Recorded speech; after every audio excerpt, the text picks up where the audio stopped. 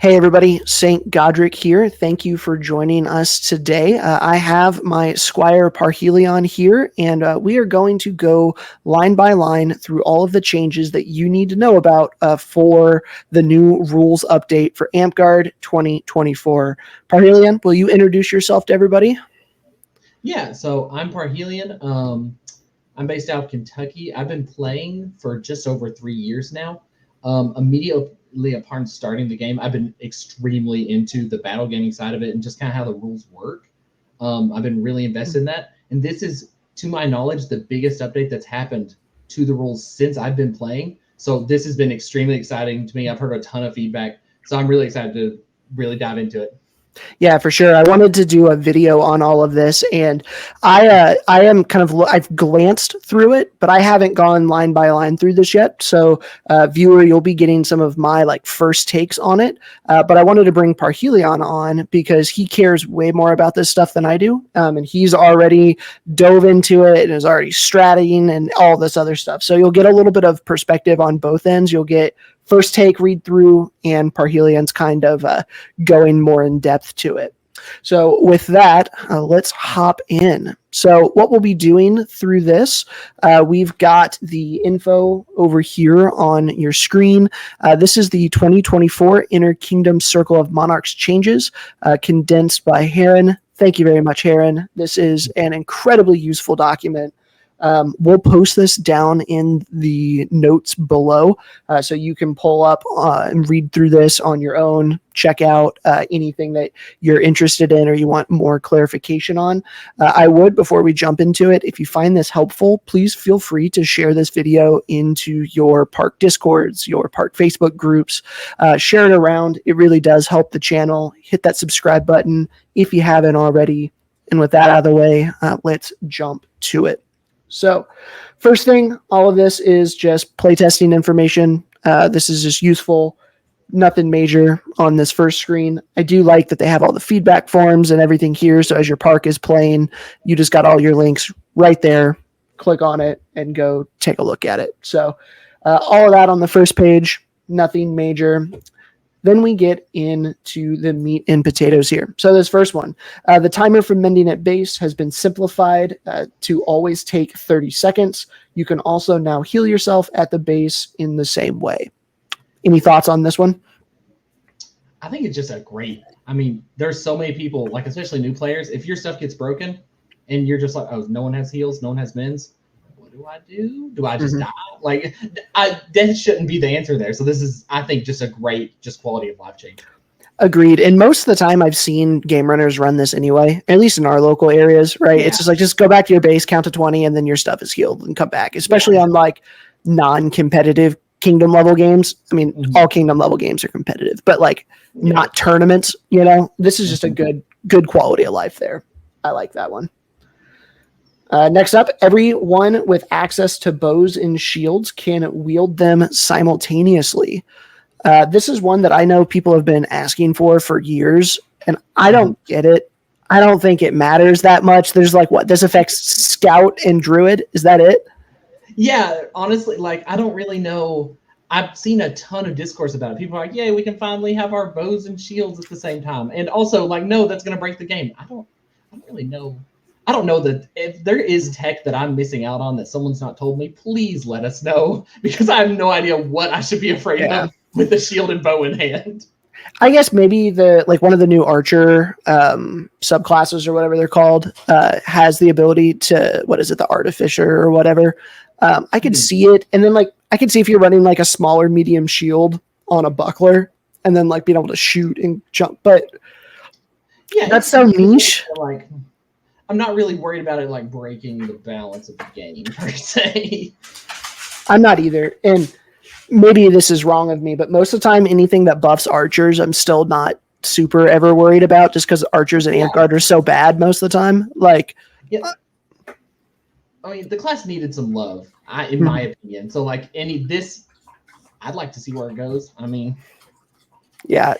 Yeah, I think it'll be good. We'll see. I don't think this will be as big of a deal as some people think it is, but we'll see. Next up, special effects like shield crushing, armor breaking are now always EX effects and have no school except for wounds kill, which is always death school. Does this change anything you think? I mean, not that I know of, not that I've heard from either. This one's weird. I guess there might be some interaction with some of the new subclasses. Or what do they even call them? They're not subclasses.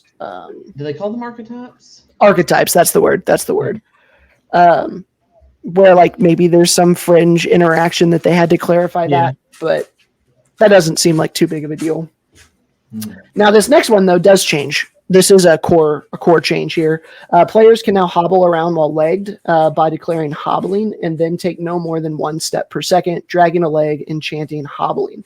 You can't hobble if there are living enemies within 20 feet, and you cannot attack, cast magic, or activate abilities while you hobble. You can still defend yourself, though.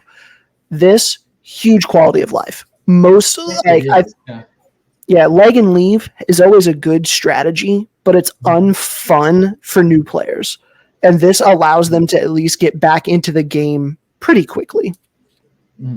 I think the whole like legging and leaving, unfortunately, it was just a very sound mechanic to get someone out of the game. So like now everyone's a threat all the time. Like it makes the battlefield just more active, more heated, and that's all we want, really. I mean, we want a better battlefield. Yep. And especially in like kingdom level games, if I'm a healer, I am most likely going to be using my heals on like advanced players, good players, where the new player, this is their first or second kingdom event, and they're legged 30, 40 feet away. I'm not going to run over there and use my heal. I'm going to save that for the warlord. You know what I mean? So this is good. I like this one. The next one here, pretty in a similar, players can now switch between kneeling and posting by declaring that they're doing so as long as there are no enemies within 20 feet. This has been happening forever. I'm glad that it's in the rules because this is just how everybody plays the game. Like I honestly thought this was already a rule. It's already like home ruled like this anyway. So like when I saw this, I was like, wait, okay. It is good that some of these changes are just adding in what we are already doing, like clarifying how the game has naturally shifted to be played, rather than some of it is adding new mechanics. But like changes like this is just clarifying what was already happening in the vast majority of the game. So I like stuff like that. I think that's good. Yeah, it's at least a sign that they are listening. They're seeing what people are doing and being like, oh, that might as well be a rule. Like, might as well standardize it. Go ahead and put it in so new players know what's up. Yeah. All right. Foot on ground is now universal and applies to spells and abilities as well as wounds. That's a pretty decent change. It is. There were, especially with like spell balls. That's what I was thinking. Because now, unless it's engulfing, it doesn't count. If it hits your foot. I feel like that happens a lot. It does. Especially in like battle games. Like throwies too, like rolling throwies now, if they're rolling on the ground, don't count unless it bounces up and hits you or whatever. And that's really common with like chakrams. Oh my god. Yeah. Now if it bounces, it's still good. It's just if it hits your foot on the ground, then it's called dead. Art. I don't know. I can't. It's too situational to say. I mean, like. Yeah. It's okay. We'll see how it goes. Yeah. Next one. In general, players may now wander up to 5 feet from where they died without penalty, and spells that have previously required a player not to have moved from where they have died now work if they're moved up to 5 feet. This is a good change because I know for me in like Bridge Wars a couple years ago, when I died, I wasn't moving my feet because I wanted to be resurrected. And that put me in the middle of fights, which doesn't bother me too much. I just stand there with my shield over my head, but it's obnoxious for the other people fighting around me. And I know that technically the old rule was you're allowed to get yourself out of danger, but there would be people who would call you, hey, you moved your feet. You can't be rezzed at this point. So I like this. It gives players an option to move when they die to get to a more advantageous or safer spot without having to require summon dead to be resurrected. Yeah, that's the thing, especially with the old rule that I never liked. I mean, I play Paladin like a lot, and so I'm always healing on the front line. And with something that like people would like just move out of the way to not get blasted by some crushing breaking pole, and they like, what is danger in the rules? We can't measure danger. Yeah. So like it's arguable whether they were just trying to preserve themselves or arguably they were trying to like make it easier for someone to heal or resurrect them. Like, okay, this was borderline necessary, honestly. Yeah, I think it's better overall. I'm surprised we haven't had this previously. Yeah. All right. If your arm is wounded, you can now still carry equipment, but you cannot use that arm to wield equipment and must keep it out of combat. Who knew you couldn't do that beforehand? Yeah.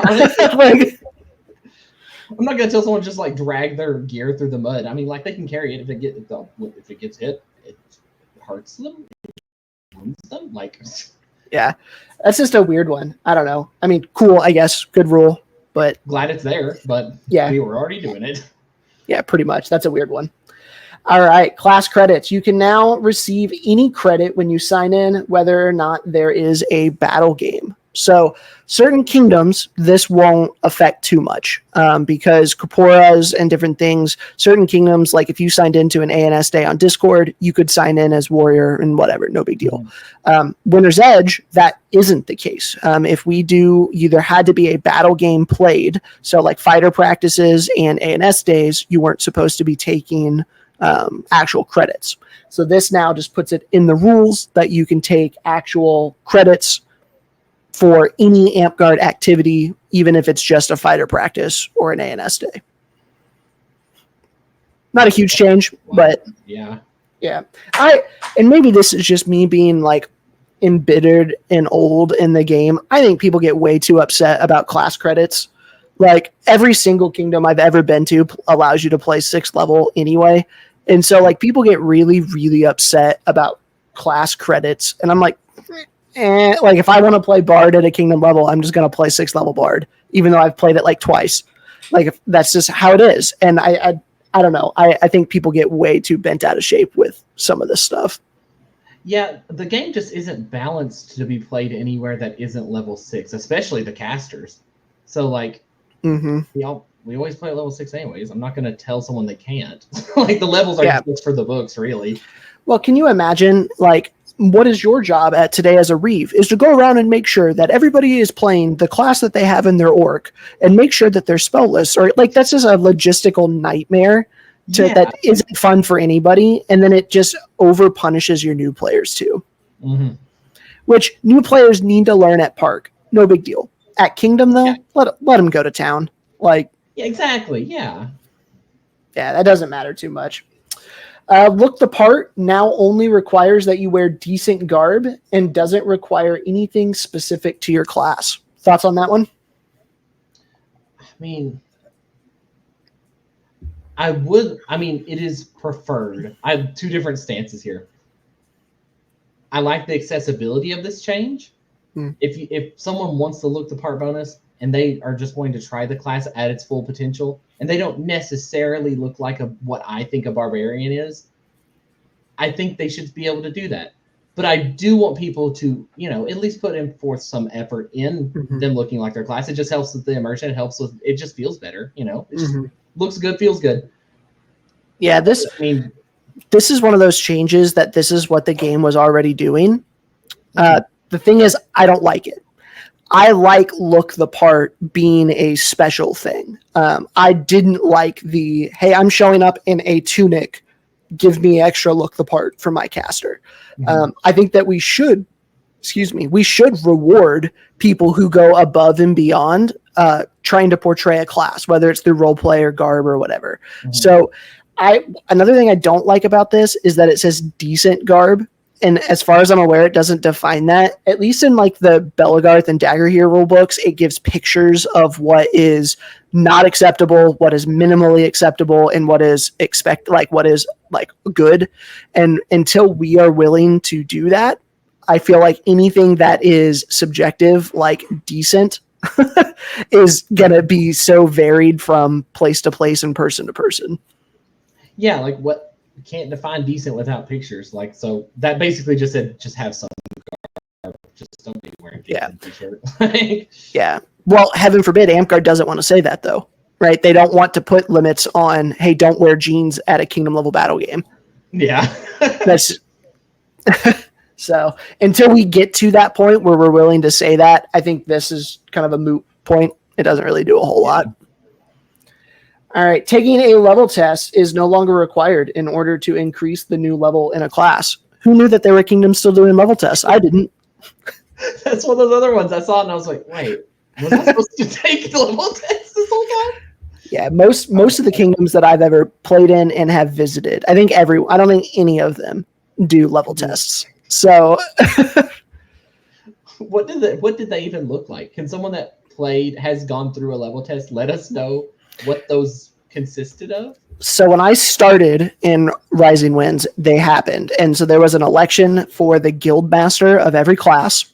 And that guild master was supposed to make a test, either digital or physical, that people could take. And they were anywhere from 5 to 10 questions on, just basic of whatever. But like, can you imagine going from like level 1 warrior to level 2 warrior? How in the world am I going to get 5 questions to be able to, And it just was a logistical nightmare again. And I appreciate the thought behind it. We want players to know what they're doing, and especially new players, we want them to be able to understand how to use a pole arm before we give them the most, one of the most dangerous things in our game.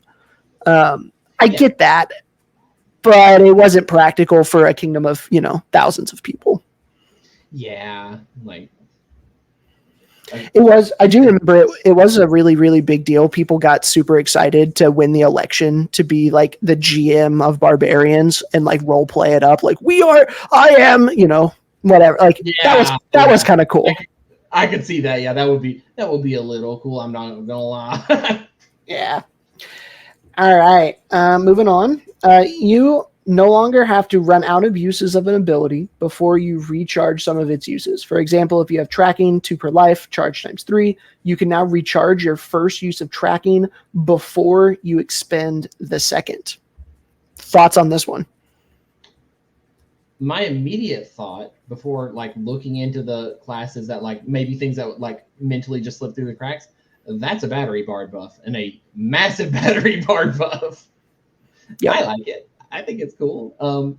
I can't wait to see it used in its most competitive forms to see how strong Battery Bard just got. But that is a really big change. I think this is one of the most significant changes in the whole patch.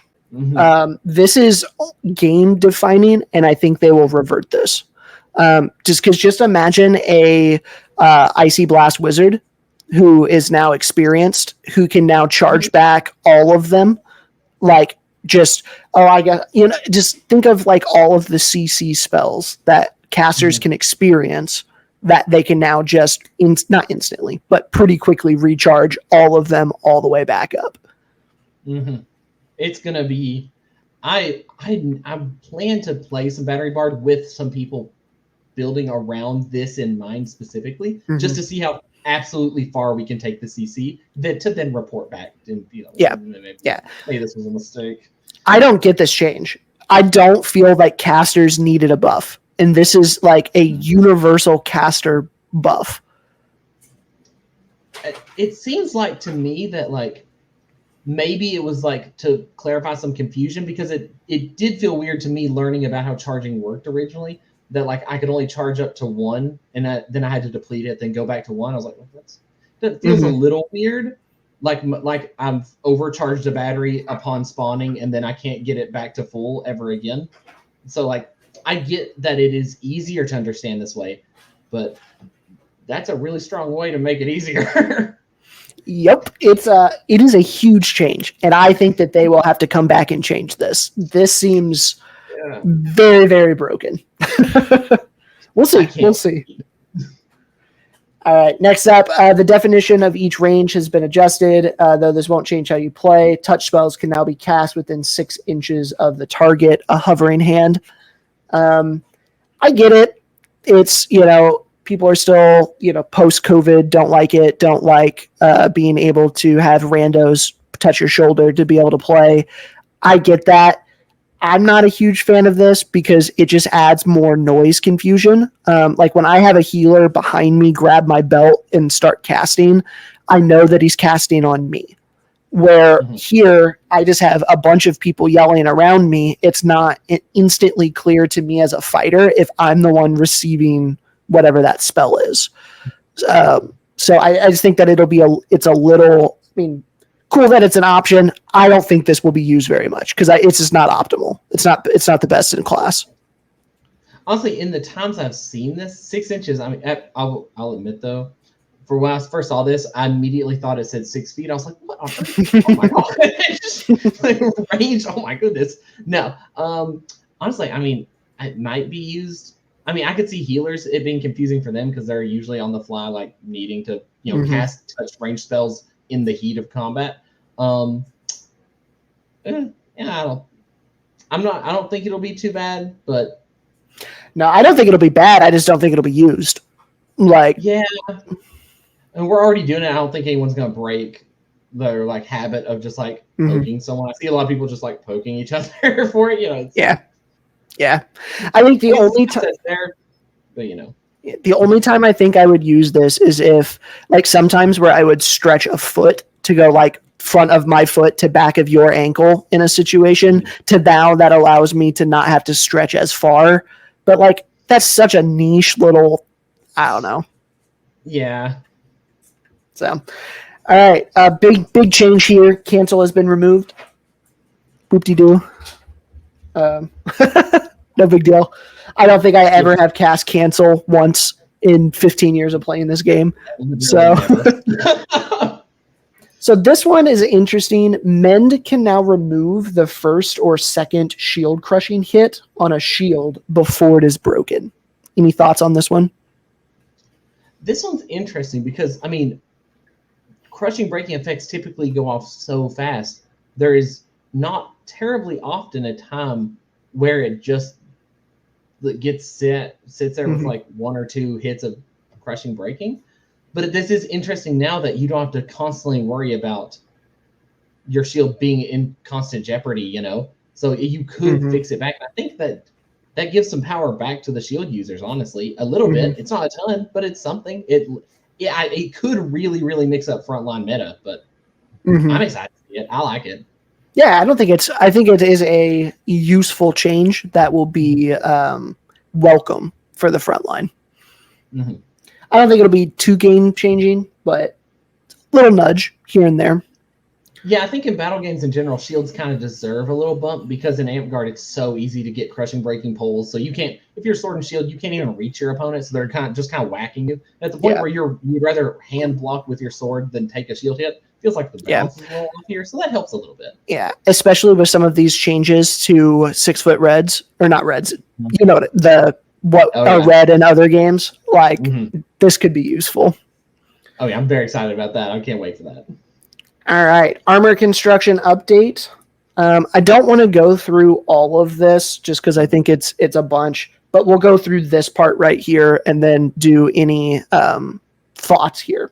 So essentially, cloth and padded armor, pretty much the same thing. I don't think this changed much. Light leather is 2, can max at 3. With this is a big change. Flexible synthetic can now be here. This is think foam armor. If it's a certain thickness, this is certain plastics that are bendy can count here. This is any non-metal, non-leather armor. Heavy leather stayed the same. Butcher's mail, this is shark mail. I'm glad that they put this in. They finally did acknowledge that it was legal and that it is at 3 points, 4 points max, which is good because I've gone anywhere from Kingdoms not allowing me to use it to it being worth 4 points and anything in between. So I'm glad that is in here. Rigid synthetic, this is your hard plastic. This now makes SCA armor, like the plastic pickle barrel type armor. That is legal. Light scale chainmail now at 4.5. Heavy scale butted plate at 5.6. And then lamellar and plate at 6.7. So key takeaways for you coming out of the armor changes?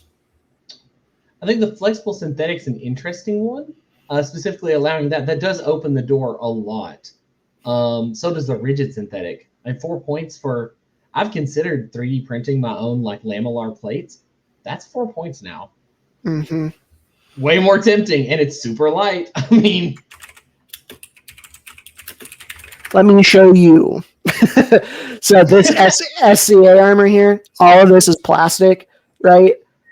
Like, I think this right here, I've worn some of this. Yeah, and they're relatively cost effective. You can now do a whole suit of plastic armor that is going to weigh about the same amount as shark mail. That is just plastic, and it's going to be pretty cost effective, and it's going to be cheaper than shark mail for the same points. Yep. So I'm okay with it personally, but their armor's kind of difficult because I mean it's so swing. I mean it's basically we have effectively one life on every hit location. So to add even one, you're doubling your life pool compared to everyone else. 4 points, you have 5 lives to someone's unarmored 1. The balance there is crazy. So some builds, if you're mage heavy, armor is almost meaningless because you just get frozen and CC'd to death. In a field without a ton of mages, you are now the strongest person on the field. So it's hard to talk about armor balance, but just like armor availability here, I just think it's going to be cool. Yeah. The one thing that I'm real worried about, flexible synthetic, we're going to have somebody come out who has spent a lot of money or a lot of time on cosplay armor. It's going to get one pole arm to the shoulder and it's going to shatter. And I know that, I mean, because like this right here, I do 1 layer of blue foam and 2 layers of spray plastidip, and I now have 2 points of armor. I guarantee you some kingdoms, if I just do 2 different colors of plastidip, that's 3 points. Oh yeah. For no money, that's super lightweight. I'm worried about this one. I am pretty happy with this one. I think this is cool. If an armor is rigid enough to stand up to SCA combat, it should be worth something in our game. Yeah, absolutely. I am also worried about the flexible. The thought of foam armor just shattering. I mean, if someone makes it with the intention of like, it looks good, because I don't want like the armor to be like really, really ugly. I'm gonna be real. But if it's made to be really, really aesthetic and really careful, lots of craftsmanship into it, and then just one shot just rips it apart, I would feel bad. Like that feels bad just as a secondary. So I think we just have to warn people if they try it, but yep. I think it's going to be difficult. I think it's going to happen. And I'm glad that there is an option for that artistic venture to now be used on the field, because I think some of the foam armor is really, really cool. It is. But if I spent 100 hours on something and then I get one shoulder shot and it just like, I will say overall, I think this is the wrong direction for armor. I want us to simplify. I don't like that we added even more. Like, yeah, this is the wrong direction in my opinion. I would love to just see 1, 2, and 3. Just give me like a light, medium, heavy, and then balance everything else around that. This is one of the most confusing parts of our game. One of the biggest argument-inducing parts of our game. You can't count. No, I can't. You're right. I have 6 points over 5 places. Like, and you just hit me 1, 2, 3, 4. Well, no, that was over. Like, I think this is a change in the wrong direction. I think perhaps a little too controversial. I think if we were to completely redesign Amtgard from the ground up, we would have to start by making armors 1, 2, 3, like you said. The 1 to 6, trying to balance, like I said earlier, 6 lives per player's 1. It's too much. It's way too much of a variable and a huge power discrepancy. 1, 2, 3, way more handleable. Yeah, I'm glad they're making changes to it. I just think those changes are in the wrong direction. So we'll see. Let's see, 6 tiers of armor. We did that. Armor can be rated at 7 points. Again, wrong direction. We want fewer points, not more points. Armor types no longer have individual modifiers. Fine. I think that's probably a good change. Just simplifying everything. Oh, one other thing that I did forget that is crazy now. Padded armor is so easy to get. I don't know. Doesn't matter. This right here, the layered armor bonus. You can get the cloth armor for like Amazon padded pants now.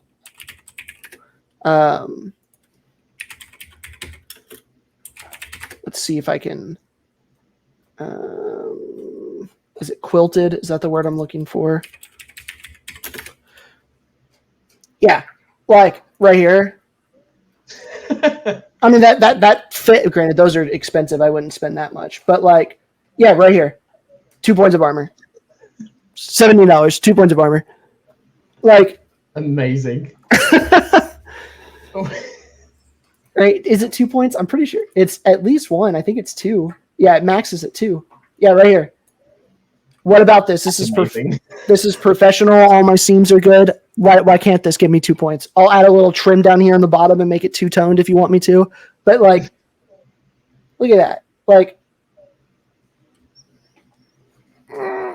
we'll see. All right. Moving on. There are now only 3 modifiers. We did that. Layered armor bonus replaces the Gambison bonus. It's fine. Armor no longer receives a penalty being made of titanium or aluminum. Instead, armor that is 75% steel automatically receives the superior construction bonus. Now, this one matters. Any thoughts on this one?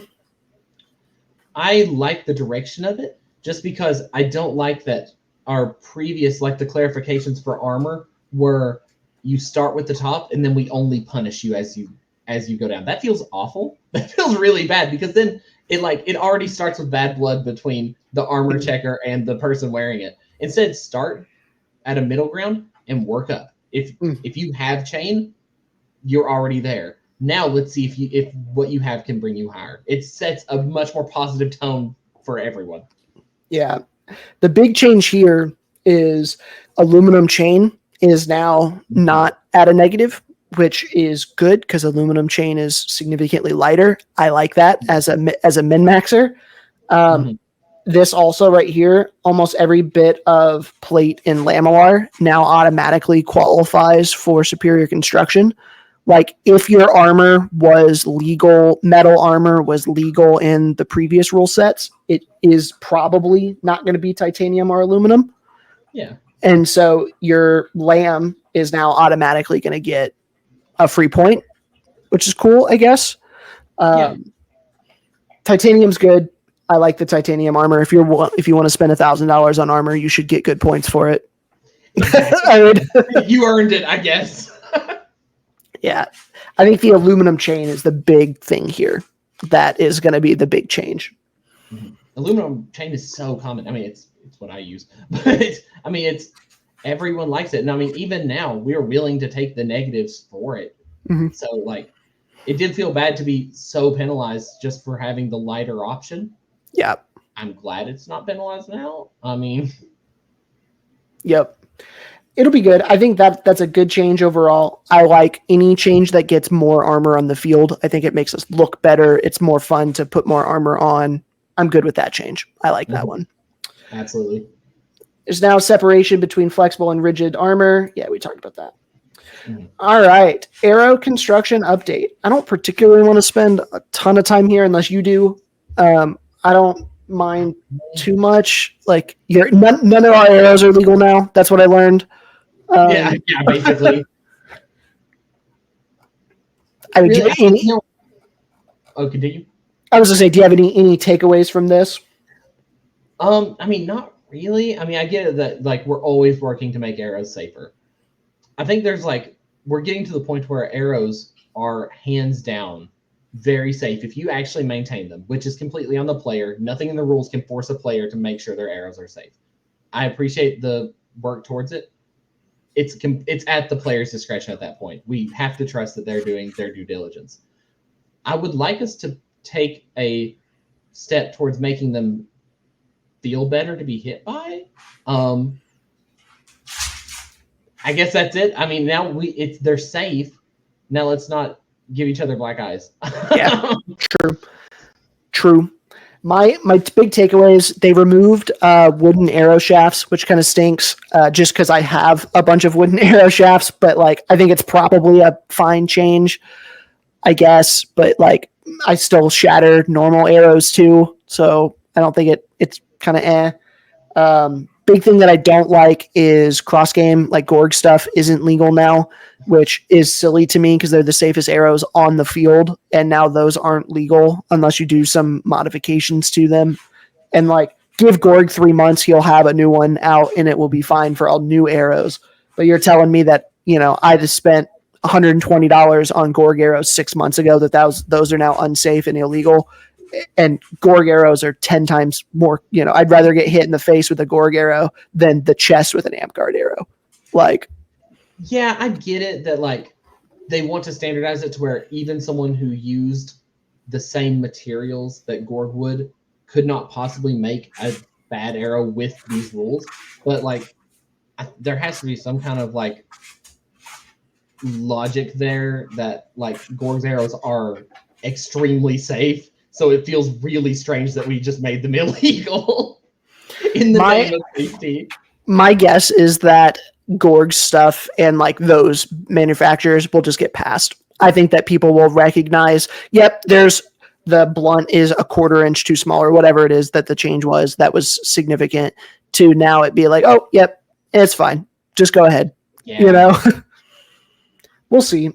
This is more of a nuisance than anything, just because now everybody. And archery was already the most expensive part of our game. If like you were an active archer, now you have to remake all your arrows, right? And those kids who come out with like a trash bag or a trash can with like 100 arrows in it, like that's $15 an arrowhead now that they have to change. Feels pretty bad. Yeah, pretty bad. Just because of that, I don't like this change. The investment in equipment, and it's different than like one $60 sword that I'm having to change a pommel on or something. Like this is hundreds of dollars for multiple players having to read. Like that's a big change. Yeah. Okay, we're good there. Good there. All right, magic stabs. This is a new weapon type. They are 3 to 6 feet long, must be fully padded, and require no strike legal surfaces. You can plastidip dip them. I like that part right there. I have been asking for plastidip throwies for a while. I think those would be great. But now that we actually, again, another avenue for artistic people to make on-field stuff. I like that one. Potential with them too. I've always liked the concept of a magic staff being in the game. Mm-hmm. My original concepts for it that I've pitched around to rules reps were that they would give maybe just a single spell point as long as you always wielded them, or if you had to drop it for some reason, you could not wield anything in that hand, or you could cast with it without the staff. But this works well. I mean, I'm happy with this. There's a lot of creative expression here. Lots of just interesting plays you could do with it. I think it's cool. Yep. A player cannot use it for offense. They can only block with it. Players wielding magic staves may only wield a dagger. Hands wielding magic staves count as an empty hand for purpose of spellcasting, and a magic staff does not let you cast touch rain spells by poking people with the end of the staff. So essentially here, if you have a staff in your hand, it counts as being a free hand, so you can still cast your spells, but now you have a 6-foot long pole arm blocker to where you can block and run away. If you're good, run down and kill him with your dagger. It gives you a good defensive option and then you still always have a free hand. Because imagine a healer with a medium shield in one of these, no offense, but just being able to like frontline heal and do all your stuff with, now you just have another defensive option. My only concern here is that specifically with one of the first rules we read of the 6-inch free hand thing, they can be defending within 6 inches and casting at the same time. I could see that being a little froggy with how True. abusable that could be. But True. Everybody's a bard now. yeah, honestly. Yeah. I don't think this will be game changing. I think it'll be fun. I think some players will really enjoy it. It adds an element of flavor and RP on the field without being super overpowered. It gives casters another buff, which I don't think they need, but I'm excited to see. I'm just excited more so to see how good they look on field. For once, I'm not terribly worried about the meta here. I just want to see pretty magic stats. yeah, because their Plaside Dip is awesome. You can do some really cool stuff with it. Mm-hmm. All right. Great weapons between 4 and 6 feet, which are generally great swords, great axes, those type of things, that are 2/3 strike legal, gain shield crushing and armor breaking when wielded in a two-handed manner. In addition to the heavy padding method acquiring. Okay. You, as someone who started as a DAG player, how does this make you feel? This is my favorite change that's ever happened to this game. I am obsessed with greatswords. I love my greatsword. I have a Gorg greatsword. I think everything about this is great except for the 2/3 strike legal. I get why they want it to be like that. It's because they want it to be similar to how our short weapons are ruled, where they have to be 2/3 padded. There's like no great swords that I've heard of yet that people had. I don't think any of Gorg's that he makes that would be legal 4 to 6 feet are Really? 2/3 padded. I think they're all like 5/8. I think most of them are 5/8 are just straight up half. I gotcha. And I even communicate with a lot of different people, like rules reps, people that like voice this to them, and they didn't really have the power to change it at the time before it was too late. I think that's exactly the one I have. It was I think it was 6 inches off of being 2/3 padded. I gotcha. So you'd have to add another 1/2 inch of courtesy padding, or another 1/2 foot of courtesy padding. Yep. Which that does change a little bit of the way you fight, I guess. Actually, not even courtesy padding. It's strike legal. There is courtesy is padding it? that goes down like 7 inches. Yeah. So you're right. Yeah.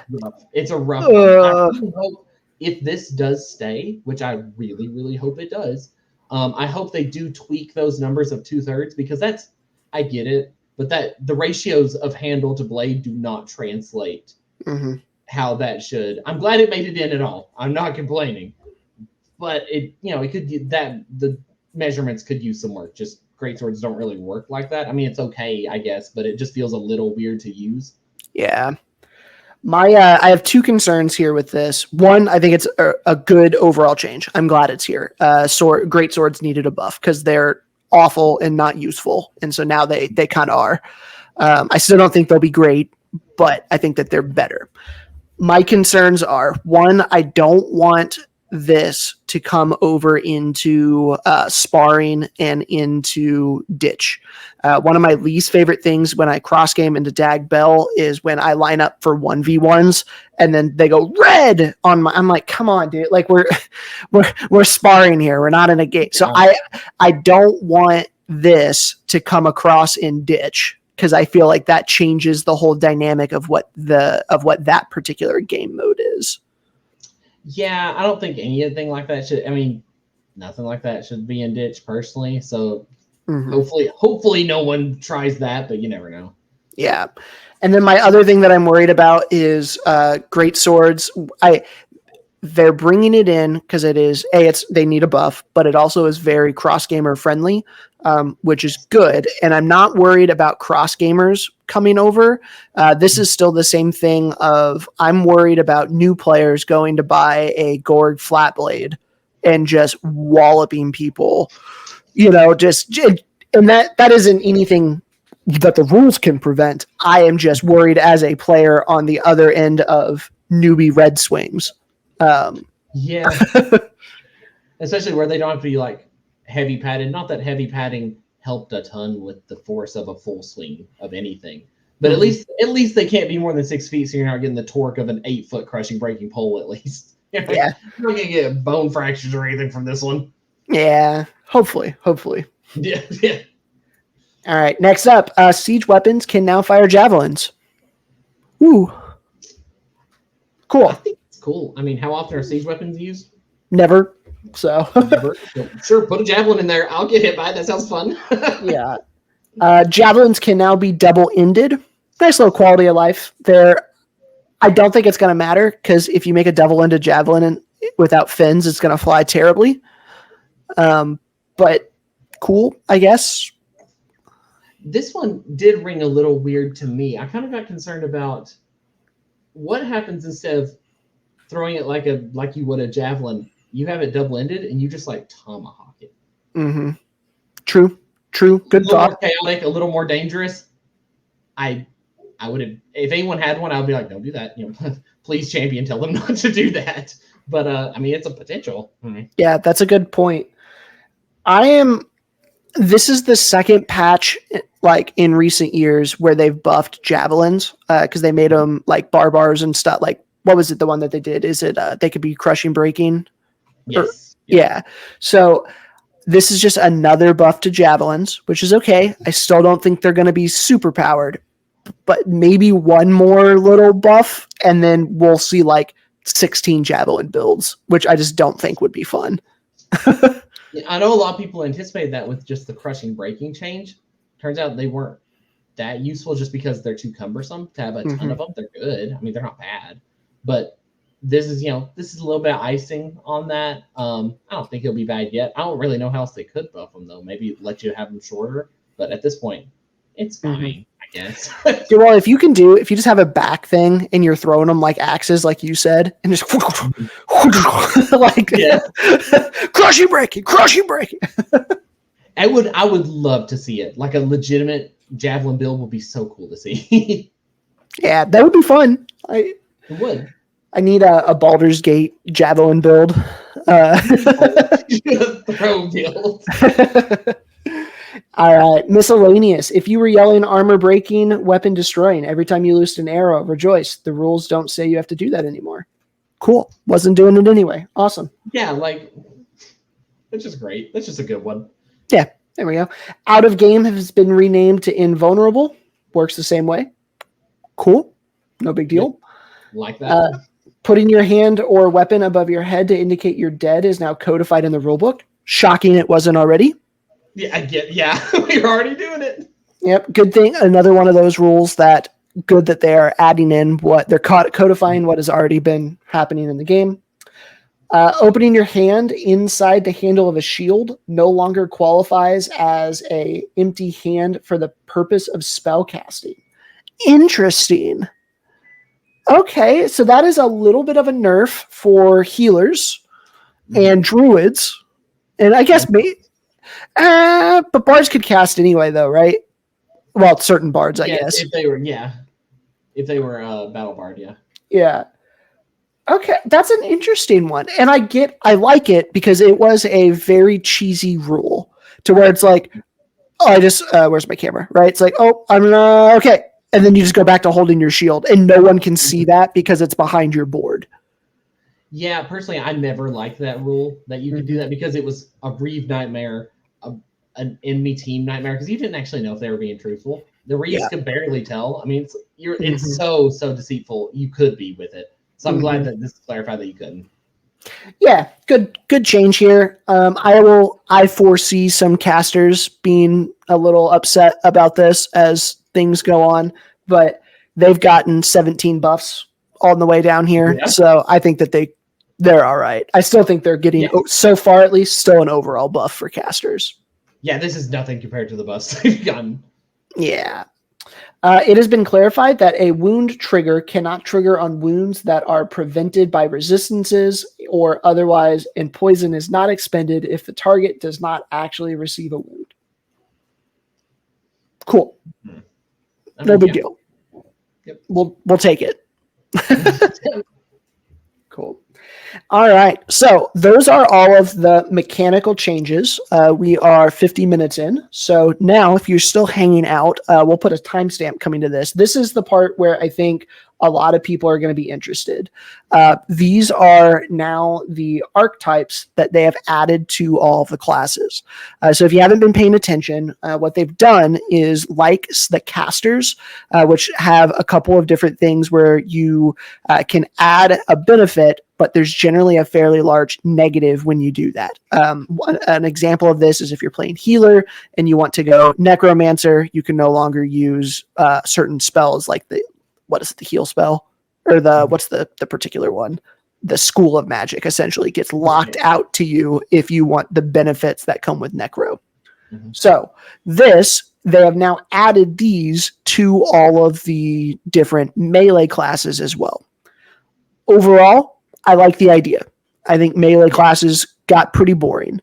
I think just briefly looking over these, some of these are never going to get played. Some of these are overpowered, and I think that they will need tweaks as we go. But overall, a pretty positive mix-up in everything. You agree? Oh, yeah, absolutely. I felt like it was weird that, like, the mages, I get it, mages are going to have more options by nature of spell lists and having options and points and, you know. Mm-hmm.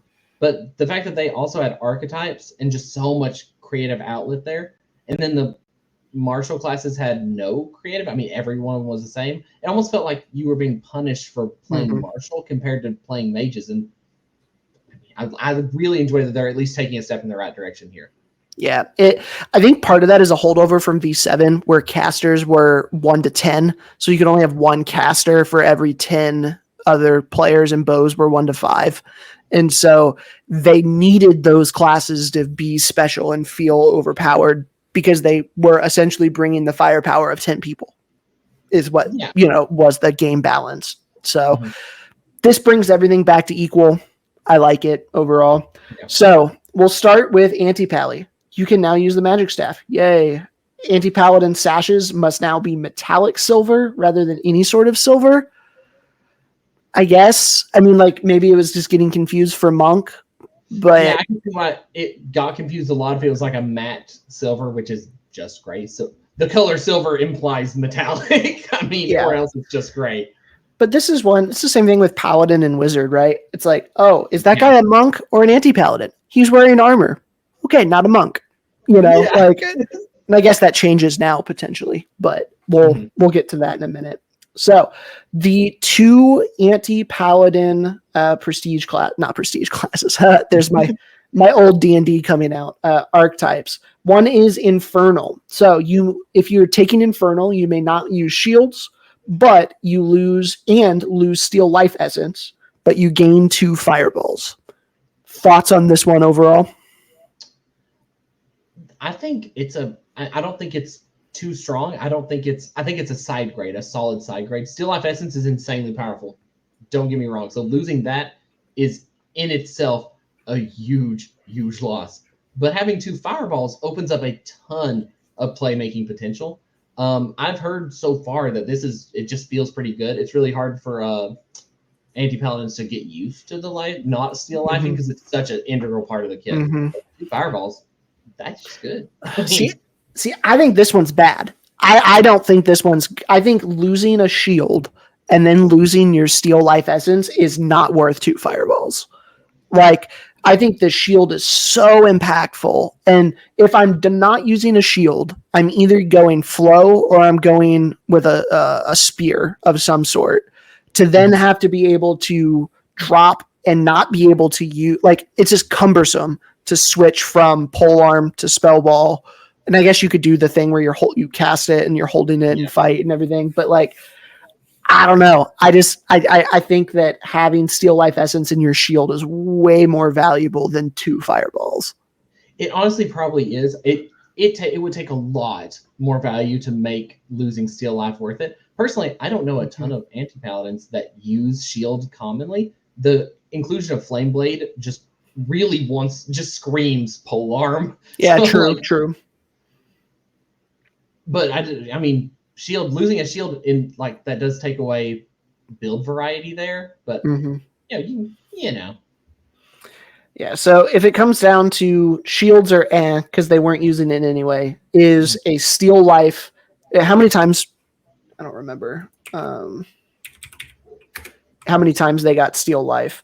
Per I've never played anti-paladin. So steal life once per life, and then do they get it? Yeah, and it's chargeable. So is that worth 2 fireballs? Maybe if it's only once per life. I was thinking it was 2 per life. Mm-hmm. So maybe.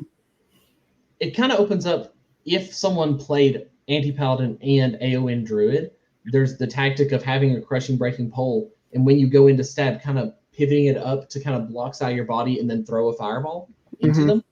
There's some playmaking there. I'm excited to see it on field. But I would say side grade at best. Yeah. Downgrade at worst. I mean, yeah, I think so. Next up, Corruptor may not wield greats or javelins, and you lose Flame Blade, which is rough. But you gain Void Touch 2 per refresh, and Terror becomes chargeable. Thoughts on this one? I'm going to be real. I've not heard of anyone that plays anti-paladin, and given it's been like a week, I've not heard of anyone even tempted to try this one. I like the idea of it. Losing that much is rough. So essentially you gain Shadow Step, that's fine. And you are unaffected by Sorcery, Spirit, and Death, which aren't you already immune to death as an anti-paladin? They're immune to flame. Flame, okay. Command and flame. So, and then you're cursed. So essentially you have become immune to almost every school of magic by doing this. But you have lost your spear or your great and your flame blade. That is so close. I mean, you can still be affected by subdual. Ice balls suck. But I mean, that's effectively, you're saying you're pseudo pro mag with some void or with shadow steps and charging terror 10. I get it. It wants you to use the combination of the steal life essences of the class and also that comes with void touch, correct? So like, I get it. Was terror, so it does make terror chargeable, which is nice, where it wasn't before, because I was like, man, I'm never sitting to charge it times 10, but you can still life it and it would be okay. Yes, that is definitely like a see how far you can take your steal lives, which I think is cool. I would love to see it used to its full potential, because a lot of people talk up void touch like it is the most broken enchantment in the game. I would love to see it used to its full potential, because honestly, I just haven't yet. I know it's good, but I've never seen it used like masterfully. If you get a really good like 2-stick warlord playing this in Shark Mail, and then nothing hits them, but nothing can work except subdual, right? Like I could then see, and then they just tear the caster away and just wreck everybody else. I could see it. Overall, I would still probably play base anti-pally. I don't think either of these jump out to me that much. I think they're cool and flavorful. They're not going to break anything. They're not bad per se, but base anti-paladin is still going to be better. 90% of the time. Yeah, this gives you some options if you want to play something a little different.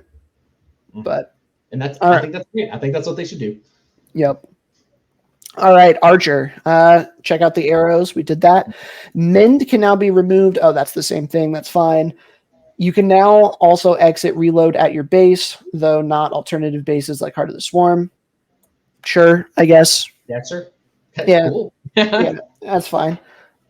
So, Artificer. This is one I talked about a little bit earlier. Whenever you would choose one or more arrows, you instead gain 1 pinning arrow. So essentially, you only get pinning arrows.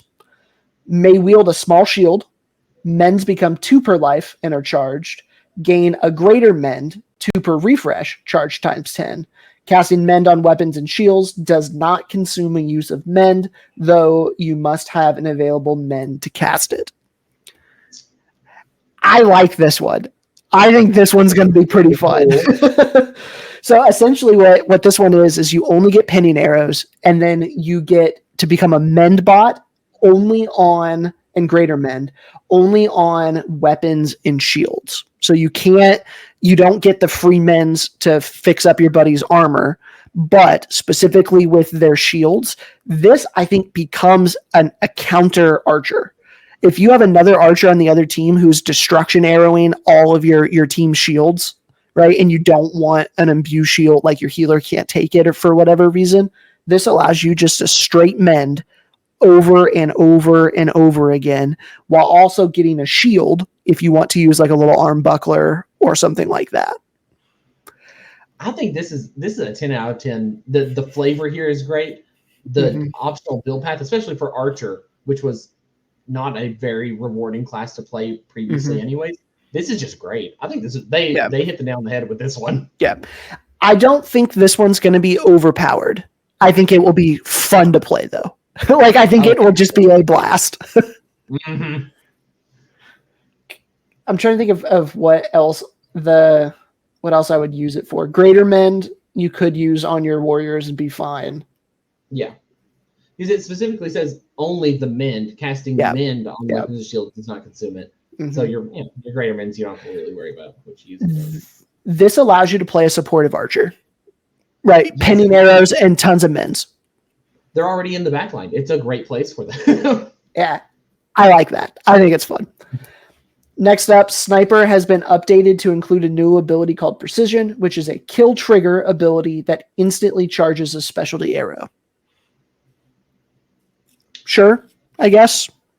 I mean, it's a buff, but I don't know. Sniper was so tedious to just sit there and charge your arrows over and over. It was so needlessly tedious. So this is, it's obviously a buff. I don't think it's going to make it busted. I think it's going to make it playable without just doing it for the gimmick. So I think I'm still taking normal archer with no sniper over sniper though. Because like the ability to not use arrows, not to be able to return arrows is so crippling. Yeah. Like it's just not worth it at this point. And so like I think Artificer, if I want to have fun and play supportive, still normal archer is probably the best of the three for 80% of my games. It's an option to be sure. I know a few people that play sniper just to play it, just have a million arrows. But I mean, it's not. I don't have the money. I don't have the money for that. Like, I don't want to invest $1,000. Great. Yeah, I don't want to invest $1,000 into arrows and then that they get stepped on and snapped every game. Like, not worth it. All right, I play Assassin. We did that. Refer to charging rules. That's helpful. Assassinate can now be used from 50 feet away rather than 20. So I've seen some people talk about how useful this is. I think it's being a little bit overblown. I don't think this is going to be as big of a change as people think it is. I don't think it is. I mean, 50 feet. Maybe it depends on how opportunistic you are. Like you really, really watching out to use those assassinates. I don't think it's going to be that big of a deal personally. I don't like assassinate as an ability, right?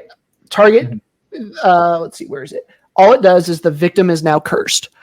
What percentage of players do you think actually know what curse does and remembers it by the time they walk back to their base? Yeah, like it's a non-issue, and especially with, again, I play Paladin. Greater heal gets around cursed. Yeah. Or greater res, rather. So, like, okay, so you assassinate someone on the front line. If there's a Paladin nearby, it was irrelevant. If they're in the back line, they're close to base. I mean, if they remember that they're cursed. Yeah, if they remember it, like, they're cursed. Anyways. Yeah, I don't think this does much. It is a slight buff to ranged archers and throwy archers, assassins. But I don't think it matters. Yeah. I don't think it matters. More quality of life, I guess. It's not going to change anything real. Yeah. Now this next one I think matters a little bit more, but still not a ton. I saw some people like freaking out about this is going to make assassin broken. This right here, and I don't think it will. You now gain trickery as a trait at level 1. This allows you to use your insubstantial abilities to replace the effect of a current insubstantial effect, so long as you are already willingly insubstantial. Essentially, this allows you, if you're teleporting, you can then transfer to blink in the middle of teleporting if you choose to. So as you're teleporting, if when you get there you see that it's a big threat and you don't want to come out there, you can switch to blink, or you can switch to what is it? I step into shadows, whatever that one is. Shadow step, yeah. Yeah, shadow step. And sure, I guess. I don't know. I don't think it's going to be that big of a deal. See, I think for at least how I play Assassin, I love Assassin. I think it could be really big. Specifically, really the biggest threat I have to dying on Assassin is in between having to leave one of the risky insubs and go into a safer insub. In that time, that is basically the only time that I feel like critically in danger while playing the class, because it is so utility and safe. It's such a defensive class. Be able to straight from teleport and immediately be able to free myself from the path I was just on and go into blink. That means if I made a bad decision, I'm not punished anymore for my teleport decision. That means I can hightail it right back into my team if that was a bad idea. Well, here's another thing though. How many people are actually truthful on where their teleport target is? That's true. It's like I have seen, because you don't have to call it out, right? Or if you do, and I'm teleporting forever on the other side of the field. No, I'm not going here. I'm actually going over here. That's where I intended to. Like, this is one of those that I don't think people generally are super truthful about. And I don't know. Maybe I almost exclusively play bow archer, and so I'll go an entire kingdom level game and just not die, because I just use mine as get out of jail free cards or to go collect arrows. One thing I'm really, really excited to see, and I would like to see, and for anyone watching this, I would like to see this played and kind of get back to me specifically and the rules reps about how this will go. Blink has the caveat of you cannot exit it while players are around. I believe it's 10 feet. So that a lot of the times, if they'll just stay near you, so you're just trapped in insub. You have to go back to your team and you're just wasting time. If you can real quickly not teleport, shadow step does not have that rule. So you can blink and be wasting their time. The second someone's not paying attention, I step into the shadows, I return the physical world, now you're free. And now you're on top of someone. If they weren't quick enough on that, then you killed everyone around you. That's true. That's a good point. I like that. That I could see being helpful, switching. So it helps you not get into situations that you don't want to be in. And then for those people who just hang out around blinking assassins to keep them from coming out of blink, it gives you a better way to deal with them. Yes. And I can see it. Also, this one, I think, was a carryover from V9. This was one of the archetypes in V9.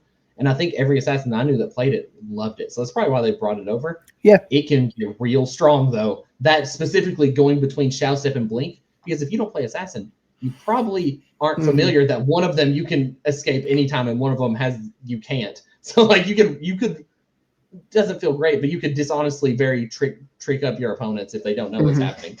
True. And then if you run out of those, you can still just teleport 6 inches or whatever, So the first of the archetypes is Ruffian.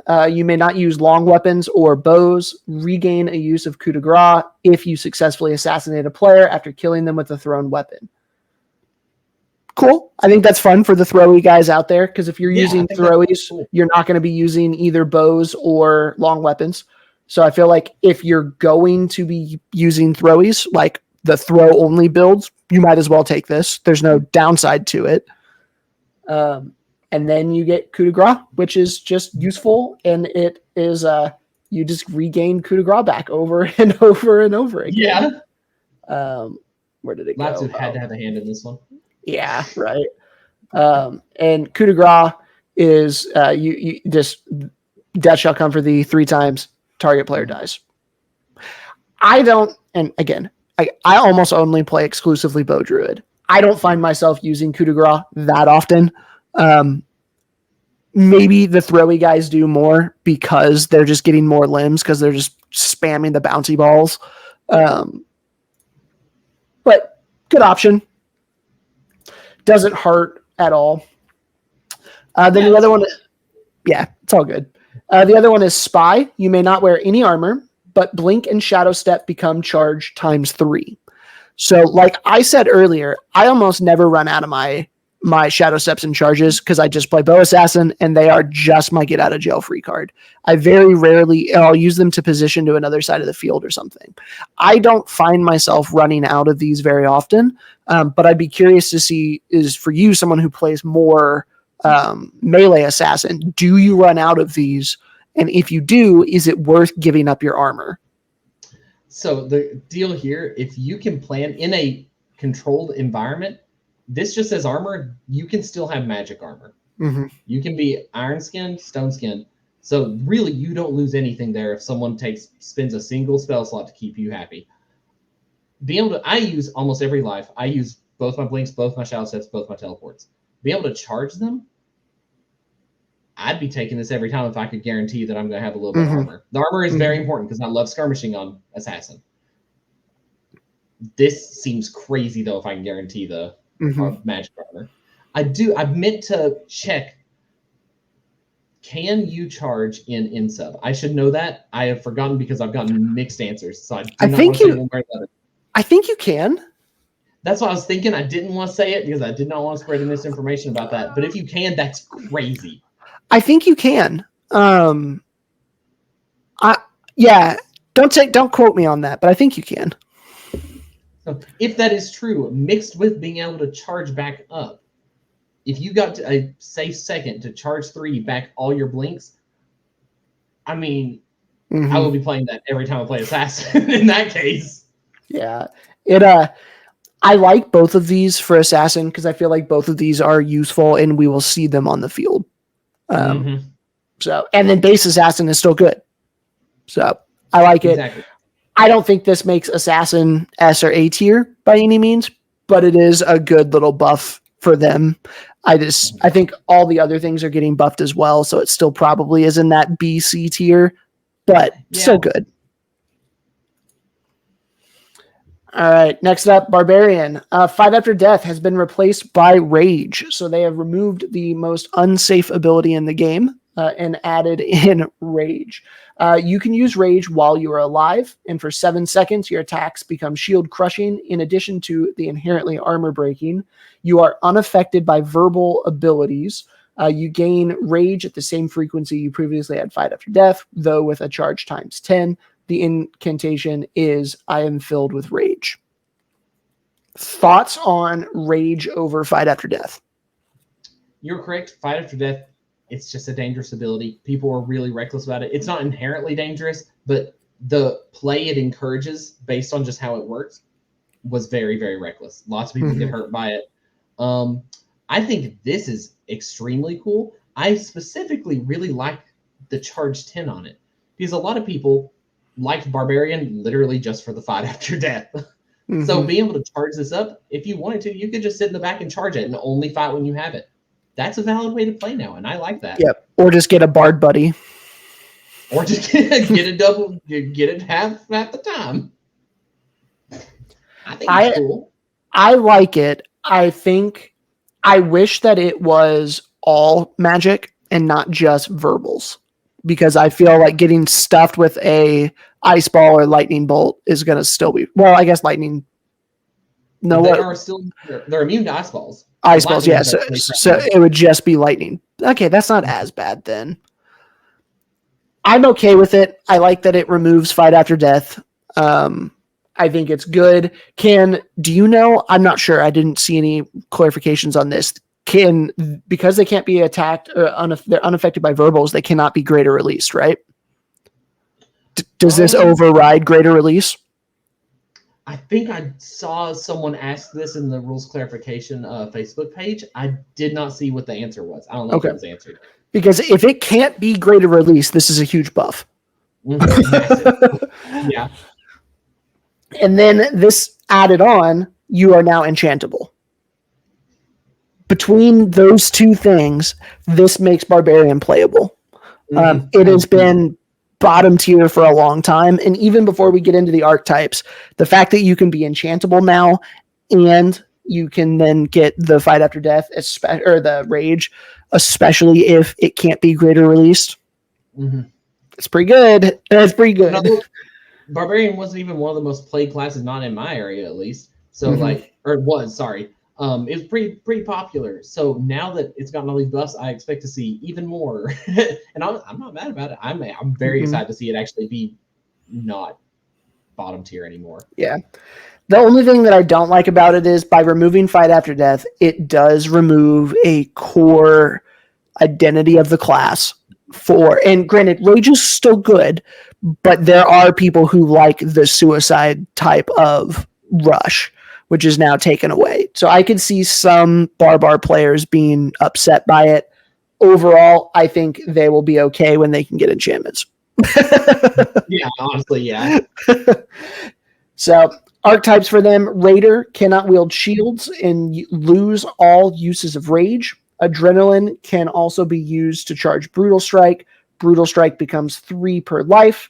You also gain a Harden once per life. Brutal Strike is the suppress, and stay down.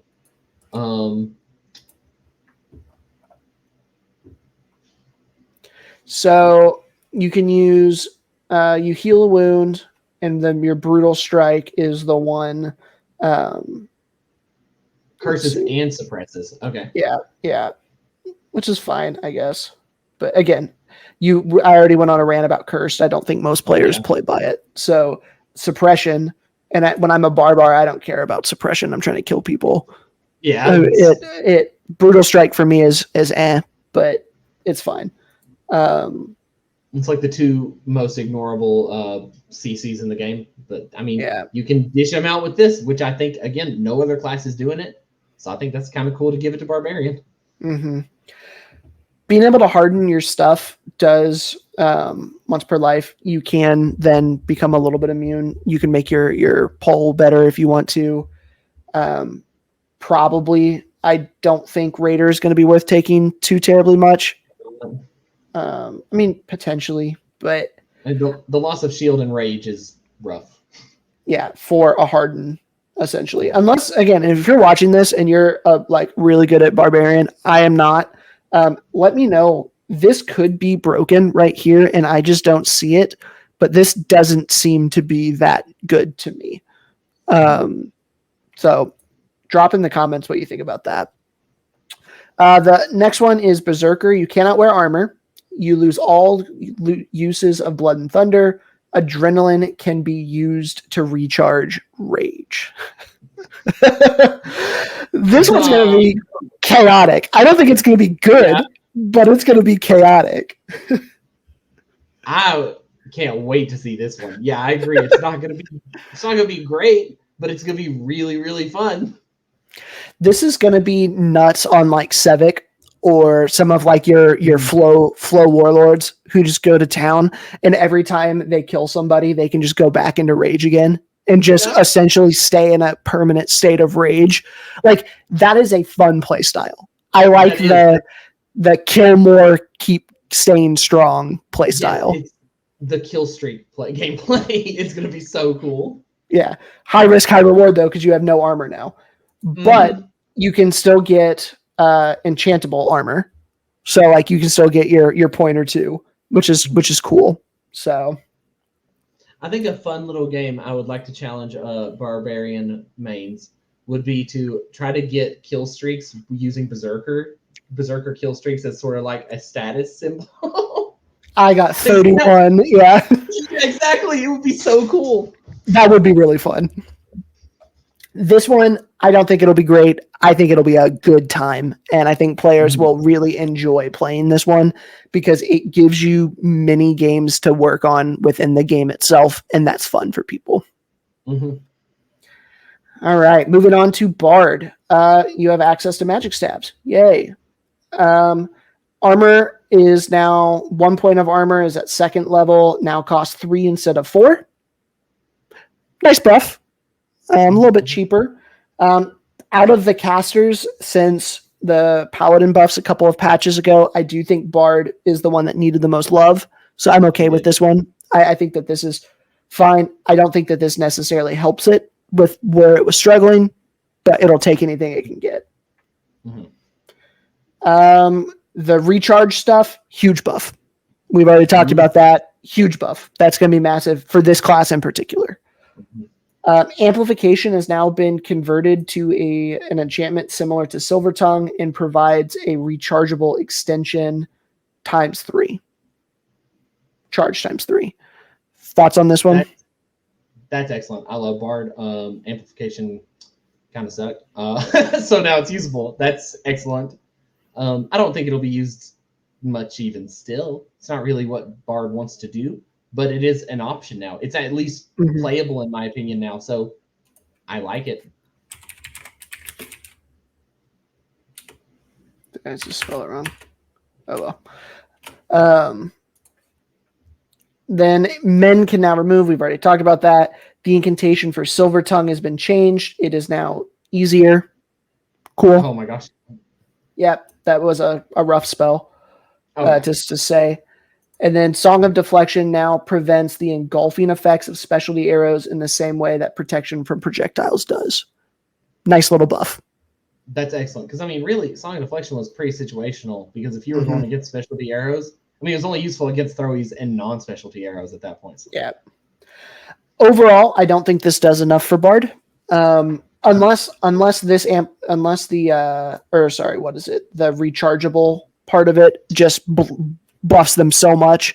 But like pure spell wise, they were struggling versus paladins, and they were struggling just the armor change and these two spells down here don't give them any more tools to deal with what they were struggling to deal with. So they are just hoping that the recharge stuff is worth it. Yeah, I think the recharge stuff might make Battery Bard by leaps and bounds the best way to play the class. But I think really Battle Bard and Dervish are kind of what needed love. Dervish needs more schools to choose from. I mean, they've got Command, Death, Sorcery, and that's kind of all they got. So if you ignore those schools, you can't be hurt by Dervish. And that's such a shame because they get so many spells. It's like the verbal class, but yeah, it kind of falls flat there. And then Battle Bard, I mean, they're just constantly choked for points. The armor change helps, but a little bit. Yeah. I think this still is solidly in a B tier for me.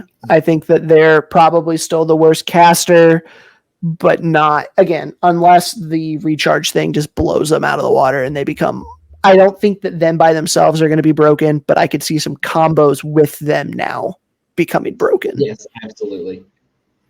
I will call it now that Battery Bard will probably be up there in like some of the best ways to play mages in general now, just because of the indirect buff there. All right, moving on to Druid. Nothing there. Exiting Stow form now requires you to say the earth releases me twice. Yay, a Druid nerf. They finally did it after buffing it for no reason for years and years and years. You now have to say the earth releases me twice. It made no sense why they didn't have to. Everyone else had to say whatever incant to make themselves insubstantial, I guess, or invulnerable twice. So why did they have to do it once? Who knows? Who knows? Yeah. All of those are the things we've already talked about. Frequency of bark skin has improved from once per refresh to once per refresh charge ×10, which now makes it to where you can recharge it. Cool. I don't know why we're buffing Druid, but cool. I still think Druid is the best or second best, but yes, let's buff them more, I guess. I agree in that, like, Druid, way too much. They have everything.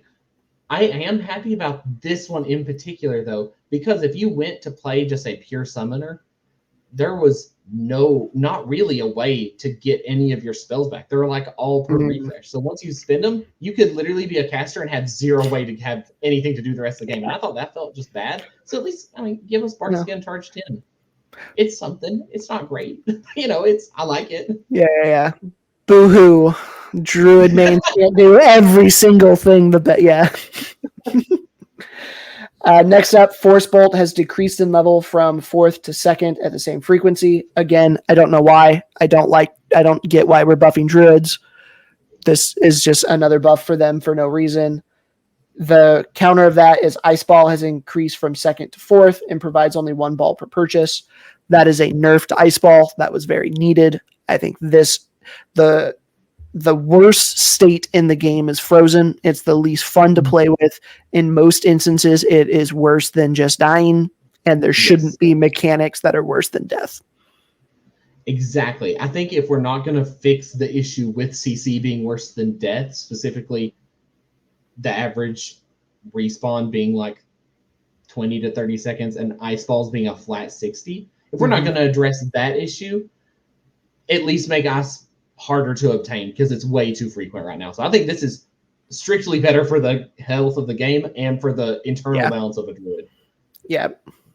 I think they just did the force bolt thing to try and counter this particular change, throw them a bone because we're taking away a big thing. But yeah, it was the hat trick the druid main, so they won't get too mad at this. Yeah, right. They had to get it to pass somehow, right? Yeah.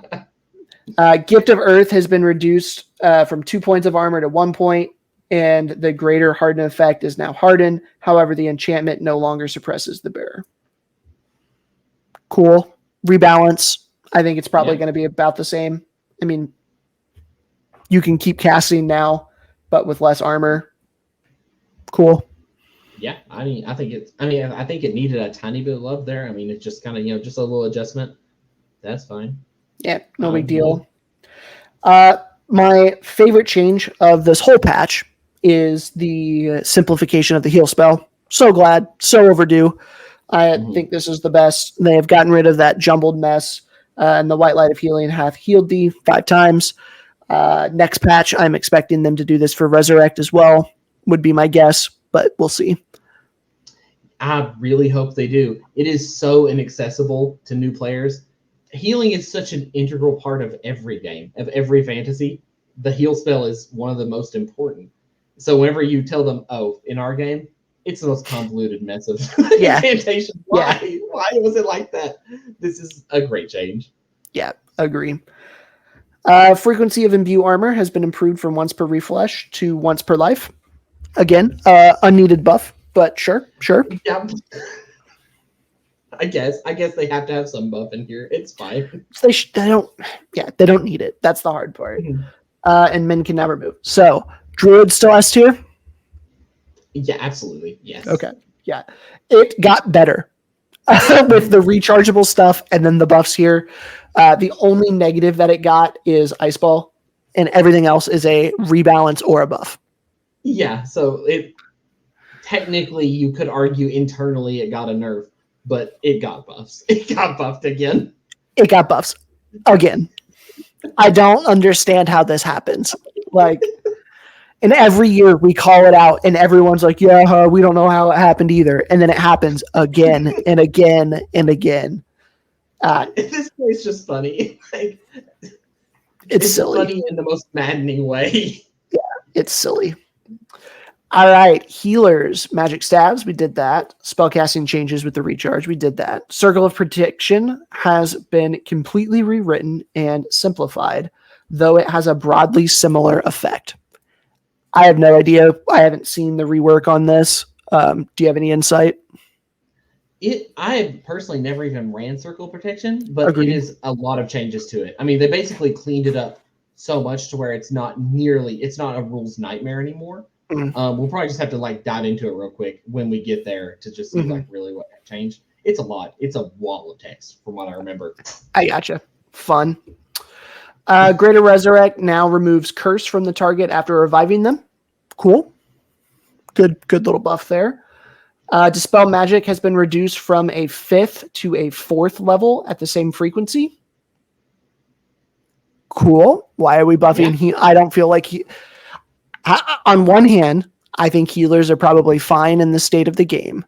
On the other hand, I want more dispels because I hate enchantments. So I'm all for more dispels. Mm-hmm. I wish there was some way that we could give dispels or some form of dispels to the marshals, because this puts all the power of, we're in an enchanting meta. That's Amtgard V8 enchanter meta. That's just how it is. Dispels need to be way more frequent. I like that it's slightly more frequent here. We still need more classes with them, but Agreed. I guess this is better. Healer, or rather no mage needed massive buffs here, except for Bard. this is okay though. I mean, I'll take it just because of the state of the game, I guess. Imagine if one of these scout, like the hunter scout ones that we'll get to, had a dispel on hit, like an on hit dispel. I think a paladin, add that to the paladin smite too, right? I think like that, because I am. We'll get to this. I'm a Pally main. I am not impressed with the smite ability. It's so underwhelming, and I feel like adding a dispel to it would have been key. Would have been huge. I agree. We'll get there. We'll get there. Heal incantation. We already went through that one. Mend. We already went through that one. The incantation of imbue shield has been changed. Cool. No big deal. Undead minion and greater undead minion have been completely overhauled. Healers have a new spell called Raise Dead at 3rd level that is per life and returns a player to life with the cursed state. The target is also suppressed for 30 seconds. The incantation is Rise and Fight again 5 times. There is now one undead minion spell at 5th level. It is a persistent enchantment that allows the caster to cast Raise Dead on the bearer with unlimited frequency and allows the caster to ignore Raise Dead's requirement that the target not have been moved with. That's nice. The bearer may also treat the caster as a base and must return to the caster after dying. I mean, it's a lower level, kind of more, I guess, renewable way to play a necromancer. I think, I mean, yeah, cool. I like it a lot. I wonder how many. There's now one undead minion spell at 5th level. As long as I can have multiple of those up at one time, like on multiple people, I think that's fine. Undead minion. Yeah. Was it right? Yeah. No, I don't think so. It does seem like a little bit of a nerf because didn't like greater undead minion give you buffs too? Undead. Because like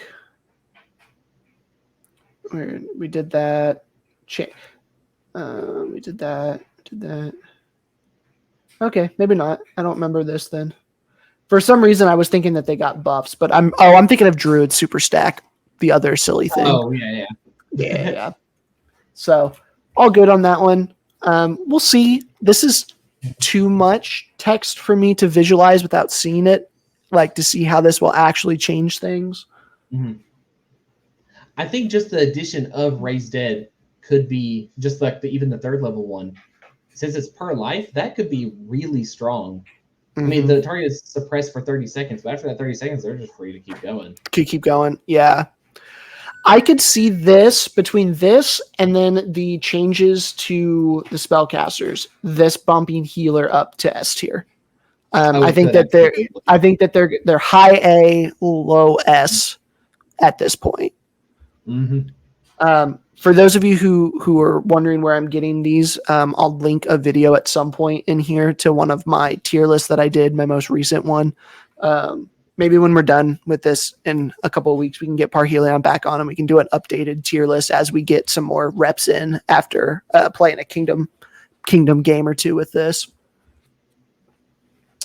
All right, moving on to Monk. No, that's the same. Missile block and magic ball block have been combined and are acquired together at level 1. At level 6, monks now gain an innate 2 per refresh. Interesting. So this makes the leveling up of monk much more fun and enjoyable. Oh yeah. And the innates, essentially, you're only going to use that on your heal. So like, yeah. Why not just give them greater heal? Mm-hmm. But I personally never understood why missile block and magic ball block were ever 2 different abilities. Yeah. That just feels like quality of life. The innate 2 per refresh, cool. I like that they got it. I mean, yeah. More. Yeah, I'm good with this one. I think this is good because this is the class that so many right, wrong, and different new players end up finding themselves in, and so making it more enjoyable for them earlier on is better overall, I think. Yep. Strictly better new player experience. Yeah, I'm good with that change. Heal incantation, we did that. If you exit Sanctuary through means other than touching a weapon, such as being ceasing to chant, you must now declare no longer in Sanctuary. that is audible within 20 feet. That is good. That This is a very important one. Yeah, this is technically a nerf to monk, but it is a overall safety and like well-being of the game change. Sanctuary was a rules nightmare because It it was was. just like it was just over when you weren't chanting, but there's always breaks in chanting, so it wasn't really Mhm. clear when it was over. Yeah, yeah, This was important. yeah. I like it. I think it's worth it. You may now wear up to 1 point of armor. Interesting. I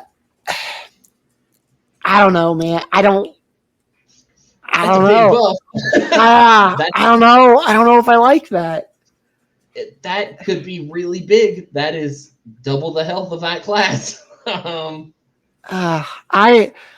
like the idea of monks being the mage hunters, and this is the opposite of that direction, right? This is more skirmish heavy. I would have preferred more anti-magic things.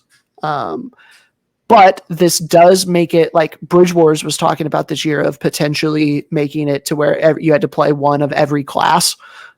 This now in those type of games makes monk much more survivable than running into Bridge Wars with no armor. So I think it is a fairly large buff. I just don't know if it's the buff that I would have preferred monk to get. Yeah, I don't know if it was like I personally, if I were doing this, if I were making the changes knowing I was going to also be adding archetypes, I would have probably put this under an archetype with the caveat of maybe I lose the spell ball block. So like I guess if they're now combined, maybe just make it to where like now you're no longer an anti-mage. Now you're skirmishing, Or like, no sanctuary for an armor. Yeah, exactly. Right? That fits thematically too. So we can take a look at the archetypes. First one is medium, may not wear any armor or wield any great weapons. Gain blessing against wound once per life. Sever spirit once per life with a charge, and a swift 2 per life. Spirit abilities become charge times 3. There's a lot going on there. I'm going to say not worth it overall, because losing a point of armor and dropping your greats is really rough. Pole monks, that is honestly the meta, but I've heard nothing but great things about this one, surprisingly. Okay, cool. The blessing against wounds, I mean, that's effectively a point of armor, just it's weaker. But once per life. Being able to charge back your spirits, that's heal, correct? I mean, the potential to kind of keep going, to never lose steam with this one is really, really powerful. Yeah, this will be you have to be able to maintain yourself. So yeah, this will be the high tier, right? This will be the warlords rocking this. This has a little bit of the monk heal is once per life. Okay. For a while, I think way back when, monk's heal was self only. So I was checking to see if that is not the case anymore. So so that's big too. That's also resurrection is now charge 3. Which could be cool. That could be fun to do I don't know how good it will be, but to do just a recharge heal and res on reaching, like you now have the option to be able to do that. Yeah, I could see it. I could see it. I like the potential here. Yeah. Then the second one is Mystic, may not wield great weapons or heavy throne. You gain 4 force bolts and a suppression bolt. Pass. That sounds terrible. Yeah, I wish I liked the flavor of them getting force bolts. Kind of like a key blast. Got some Dragon Ball action there. Yeah. Not at the cost of losing your greats and heavy throne. I don't think that's it. For me to give up a heavy weapon, like I need a what's the black one from Wizards? Yeah, that would be most spots here. Like the only time I play monk is when I want to go pole arm and have fun, and so like both of these just remove that, and I'm not particularly interested in either of that. Yeah, I don't think monks needed to be hindered in any way. I get that they want a hindrance as a trade-off for like benefits, but Mhm. losing great is a really big hindrance, more Yeah. than it seems to think it is in the writing here. Yeah. So the question is Monk with this still the worst class in D tier, or does this bump it up to C tier? Because for me, I had Monk, Archer in the lowest tier, and then Scout was like one tier above, but real close to it. Those were my three in contention for the worst class. I think only because of the potential of medium. I think there's a really, really low skill floor with that, but a slightly higher than average skill ceiling compared to normal monk. So I think it might at the highest tier be better, but on average, the average player probably ain't going to be taking these. Yeah. I think that the armor point could potentially buff the whole class up to not the worst. I think probably Archer, and we'll look at Scout here in a minute. So far, Archer's still the worst, I think. With Monk might be slightly above that simply because that extra point of armor is a game changer for them. I would like to see a Mystic with 1 point of armor and just like kind of maging it up, just key blasting. That'd be kind of cool. I'd like to see that. Or just give them 1 point of magic armor, so then they don't have to wear the weight. Yes, and then it still has like the class fantasy of them being unarmored. So, yeah, I like that. That'd be cool. All right, monster. No changes. Cool. All right, paladin. Greater resurrect now removes curse. Cool. Paladin sashes must be metallic gold. Cool. So no major changes on paladin. Now we get Justiciar and Guardian. So first one, may not wield shields. You lose Greater Resurrect, but you gain Smite once per life, charge times 10. Smite is a sorcery school verbal that you cast on a target, probably 20 feet would be my guess, until you or the target dies, or until you attack another player. Your weapons are shield crushing and armor breaking, and wounds kill against that target. The incantation for Smite is the power of the divine smites thee times 3. Thoughts on this one? I like the flavor of it. I think it is a strict downgrade. It is not good. I like the concept of Smite. The fact that you can't attack others with it, that means your target can just run from you. They can just walk away. Instantly becomes like, you cast this on me, I'm going to take 20 steps back. That's all I'm like. Yeah. I am against effects in the game that make us not fight. And this one, unfortunately, it is coded. It is very much coded to want to sound like you want to fight, but this discourages fighting really bad. Yeah. I get the point of shield crushing, armor breaking. Most of the time, especially if I can't use a shield, I'm going to have a pole arm here, which is probably going to be those things anyway. So that doesn't benefit me that much. So then I'm essentially getting wounds kill. When I'm fighting against, generally, if I'm going to go this, I'm going offensive, I'm going against people that are going to be more heavily armored than me. A wounds kill doesn't do that much against a 6-point warrior. It might help me when I leg a 2-point scout or whatever, which is useful, I guess. But if I only get it once per life, I'm probably not going to use it on that 2-point scout. Yeah. Like if this were active all the time, if I could just use this, it's just an innate ability, like an activatable potentially. And I really, really like the flavor of Smite. I am glad that they added it in because it has allowed us to now build on it from here. This is not the play with Smite. It's so close. When I was first reading through Justiciar, I was like, yes, come on, no shields. I'm okay with that. I'm ready for Smite to be crazy. And then it was basically no bonus.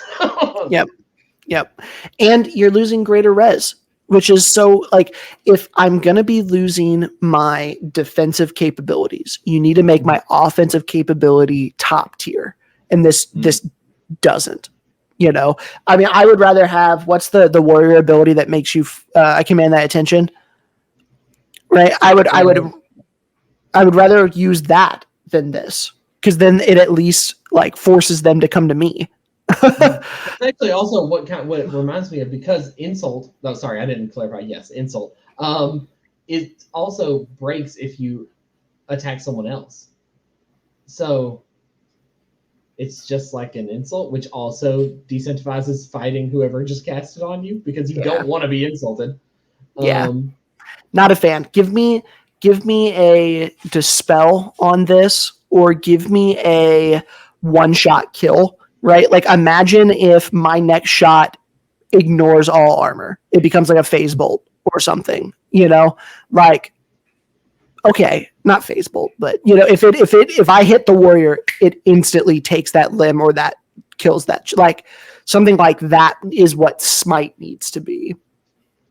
I've thought about the smite a lot. If it's going to be a sort of like verbal, I would instead. I don't know if anything could be so powerful to like call lightning level kill with a smite. I kind of rather the idea of it being just like almost you could lose shields, maybe even Grazer Resurrect and Promag, and instead get a trait that is like your whatever weapon you're wielding always acts as if it's Flame Blade or something. So you're constantly like a consecrated weapon kind of thing. So you're losing a ton of defensive for constant threat. I wonder if we're getting off topic here, but I wonder if you could do like a holy light type of thing to where, because Flame Blade is right up the AP's alley. So if you did like a holy blade, and I'm just thinking like the light shining, I know in like Baldur's Gate, there's that one mace that undead and stuff can't come near you because of the mace itself. So I wonder if there was something like that. That I don't know how game wise that would work, but this, I like where this is going. It will need significant buffs to be useful. I don't think we'll see this played very much. Unfortunately, no. I don't think this is going to see much play. This knocks Paladin down a tier, maybe 2, if you take it, unfortunately. Yeah, I agree. The next one is Guardian. You lose Promag, which kills me because that's my favorite ability for this, and extend immunities, which is part of what makes Paladin so good right now. But you gain, but you gain Imbue Shield once per life, which is that's what is that, a 5th level spell for healer that you get per life now. You can only have 1 instance of Imbue Shield active at a time. Also gain Martyr 2 times per life. Martyr is a new ability that lets you remove a single state from a willing player, and you gain that state for 10 seconds. You cannot cast this while cursed. The incantation is your burdens are mine to bear. Essentially, I can go up to my Frozen Warlord and take his 60-second Frozen ability onto myself for 10 seconds. This one knocks, I think, Paladin up a tier, or maybe even just higher up in their pre-existing tier. Losing Promag, literally the best enchantment in my opinion, but it was twice per refresh. And so if you knew a Paladin had theirs on, it was on site you were getting dispelled, because if they only have 2 of them, you might as well. Once per life Imbue Shield, no one can keep up with those dispels. That's insane. That's so worth, in my opinion, that is so worth losing the Promag and extend immunities, unless you're a strictly pole Paladin. I mean, unless you literally can't use Imbue Shield. And Martyr, that is an insane amount of CC reduction for your team. Oh, see, so you went a different direction than I did. So I'm thinking Imbue Shield for my allies and playing full support with this. So like I'm giving this to my warrior, or I'm giving this to, my frontline, my healer, because like I'm trying to give it to somebody else, and then I'm using Martyr to keep them up and going. So this allows me to play because a lot of times when I'm playing with my for those who have watched the channel a while, you'll know Madness. When I fight with him, I play pole Paladin, and my role is to be support and keep him going. And I do that through greater res and extend immunities and Promag. And then my goal is with the pole is to keep other people away from him so he can go and kill everybody. That same play style here, except I don't use Pro Mag, could now then make up for with Martyr giving him the imbue shield. I can see that working. I still don't think it does quite as much as the Pro Mag and the greater res does, because the greater res allows him. Well, I guess I still have greater res here. Oh yeah, you keep it with this one, thankfully. That was up here. So I could see this being a more supportive style, keep people up and going build. I will say this archetype was also one of them in V9, the Martyr ability specifically. Everyone I know that played Martyr in that style of Paladin absolutely loved it. Everyone I know absolutely loved this. I played it a few times, and it was by far the most enjoyment I've had out of Paladin. I think it is an excellent change in it. I think it might be a strict improvement just because they never lose the steam of being Pro Mag. But I also, for anyone who knows me, I do have my massive parallelogram tower shield. So that is effective. This effectively nullifies everything that's going to touch that shield anyways. So if you've got tower shield, this is probably a lot better than not. Yeah. I like it because you're taking one of the longest like spell balls and icy blasts, right? And I am effectively making a 60-second CC a 10-second and a 30-second CC a 10-second, which is just negating one of the most powerful spells in the game. And you can do that. What is that? Martyr is 2 times per life chargeable. Like, and also, especially for, I guess it's not as important for you if you play pull because it's easy to just take your hand off and cast things. But EX, that means you can cast while your hands are tied up. And now with the 6-inch rule. Yeah, I just put my foot near yours. Yeah. I like this. I think I had them at low A last time, if I recall. I think this moves them up to solid A plus potentially, depending on how strong that goes into. I still don't like losing Pro Mag, but I'd have to play it a few times to see. We spent a lot of time on that one, folks. I apologize. This is both of our main classes, so we nerded out a little bit on this one, but it was good. So moving on, Peasant. It has been clarified that players may play Peasant even if they meet minimum guard standards for other classes. Essentially, they're just making it so it's not. They don't want Peasant to be the punishment class as much. They want it to be a RP for fun thing too. Which, cool. I mean, honestly, I think that's fun. Yeah, that's good. Yeah, I'm all good with that. All good. That's fine. At 5th level, this is Scout now. 5th level, you now have the option to have 1 pinning arrow rather than hold person once per life if you choose so. Cool. Okay. Yep. I think I would love for Assassin to have gotten something similar. Really cool. Yeah, but I like that. Nice little option there. Next up, archetypes for Scout. First one is Hunter. May not wield shields. You lose evolution and you lose release. So you have gotten rid of all of your defensive abilities, essentially. You may wield great weapons and javelins, and hold person becomes once per life times 3. Thoughts? I know a few scouts that have always wanted great weapons in the scout arsenal. Yeah. That alone is excellent because the power of great weapons in Amtgard is excellent. Losing evolution, that's not worth it. It's not. Oh, you think so? I don't think it's worth it.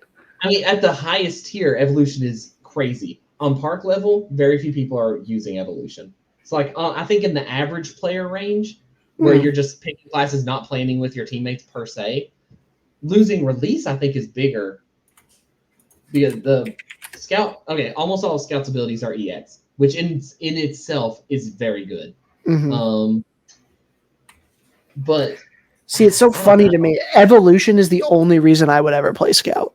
Like, give me 2 enchants and like let me go to town. Like, that's like the only reason I ever want to play Scout. It is by far, in my opinion, the coolest thing about the class outside of having an EX dispel magic. But I mean, at casual levels, most of the time, in my experience, people just don't coordinate to Mhm. abuse the evolution. So I think at park level, this is probably cool if someone really loves their whole persons and wants their great weapons. At higher tiers, probably not. Yeah. Higher tiers, I think Apex is way better, in my opinion. So you lose evolution, you lose hold person, you lose adaptive protection. You gain adaptive blessing, self, swift, once per life charge times 5, and you gain mutagen or mutation, a trait that makes all of your enchantments persistent. So you now get 2 enchantments that are persistent. Oh no, you lose evolution. Oh dang! So you only get 1 that's persistent. That stinks. Okay, that's not as good. That's That still could've pretty been- good though. Yeah, but Snake Buster is better, but yeah, that I was thinking that you could still get 2 and keep them persistent. I don't know. I don't think either of these are inherently that much better than normal Scout. not And really. Scout's still the worst, I think. Unfortunately, I've grown to respect Scout more just by nature of having 3 armor with as much utility as they have. They could use more, but I don't think they're necessarily as bad as I once thought they were. These don't help though, and honestly, they don't give a ton of flavor to the class either. So I kind of wish there was an archetype specifically for archery and one that leaned more into the great weapons, like the hunter thing, and also as a bow scouts, because there's a lot of bow scouts out there. I like that that's playstyle people enjoy, and I wish there was more besides just one pinning arrow. That's my only gripe here, but I think it's fine. It's not going to hurt anything.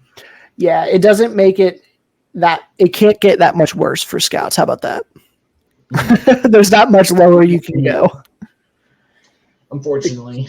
So the question is who's worse, Scout or Archer? I will probably move. My gut tells me Scout, and that's purely because I think the Artificer just sounds so much fun. Like, and maybe it's not better, but like I actually want to play Archer. And the only time I ever play Scout is if my team needs me to counter an assassin. Like, I think something interesting to note about Archer real quick. Don't want to backtrack too hard. All good. But all of the archetypes so far have had pretty severe negatives to them to where we really have to ponder if it's worth it. In my opinion, and I've asked a few archers, like just in passing, what is the best arrow? And most of them say pinning. So this really isn't a negative, not a huge negative for Artificer. So it's really the only one that didn't get a massive negative where you really have to ponder it. Most of the time, that's just a net positive a lot of the times. I mean, you lose the versatility of certain arrows. But I agree. I do think pinning arrow, because CC is generally better than killing people. So I mean, phase arrow is a runner-up of being extremely useful, but with all the rest of Artificer gives, that's fine. Agreed. All right. For Warrior. Warriors can use magic staffs if you want to. Have fun. Armor construction changes. We're good. Incantation for ancestral armor has been tweaked. Cool. No big deal. Scavenge can now remove the first or second hit from shield crushing. Cool. No big deal. Yep. Harden is changed from a second to a first level. Scavenge is changed from first to second level. Doesn't really change anything. Doesn't really change much. Shake It Off has been simplified. Now it simply removes any number of states or effects of the caster's choosings. Okay. So it used to remove all effects, right? Now it's only ones that you want it to remove, I guess. Hyper specific use of that, but cool. I like that it was clarified there. Sure, yeah. True Grit no longer removes your non-persistent enchantments when used. That's a buff. That's nice. A great buff. Yeah, that's good for a class, another S tier class that didn't need a buff, but no worries. And then archetypes. Marauder. Max of 4. Your armor is reduced to 4 points. You may not use large shields. Scavenge may now also be used to instantly charge an ability, and Insult gains charge times 5. this one has potential to be very good. Yeah. Let's pull up Warriors. Yeah. I'm fairly certain most of their abilities are chargeable. Yeah. Yeah. I'm just gonna have ancestral armor up all the time. That's what that does. What was that? Shake it off is chargeable. Yes, it is. Yeah, I don't like that one, guys. That's a little too much. That's pretty good. That's a little much. Because every time you kill somebody, you get ancestral armor back. Mm-hmm. Guys, why would you do that? It's. I mean, I get that losing 2 points of armor sounds like a huge nerf, but let me just from looking at the availability of armor on fields, anyways, most people that like want to just dip into warrior, that a lot of people only have 2 to 4 points of armor. Yeah, they just put chainmail on and go. So most of them are already probably going to be at 4 points of armor. This is not a negative to the average person. This is just a buff. All right, I'm reading it again to see if I'm missing anything. So you lose 2 points of armor and you can't use large shields. Every time you kill somebody, you get to instantly charge an ability.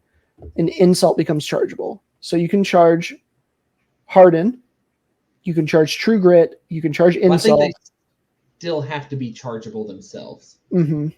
I could be wrong. Yeah. I think they have to charge whatever after there. Oh, okay. I get you. But so shake it off, man. But just getting self only 3 times per reason. Okay, so ancestral armor you cannot do it because it doesn't have a charge. I didn't even notice that. Okay, so that's not okay. We just had panic attack there. Okay. I was thinking to myself, I was like, how on earth did I not notice that? So, yeah. Okay, yeah. So you can do shake it off, which is still really good, and then your insult becomes okay. So that's not near as bad as that we originally thought. That's still really good though. That's a whole lot of CC immunity. Yeah.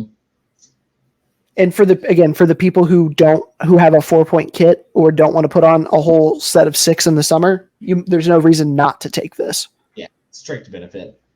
Yeah. All right, Juggernaut. You lose ancestral armor and True Grit. Harden is replaced by Greater Harden at the same frequency. Gain Imbue armor as a trait and Phoenix Tears 3 times per refresh. I've heard good things about this, or at least in theory. The Phoenix Tears is really interesting. So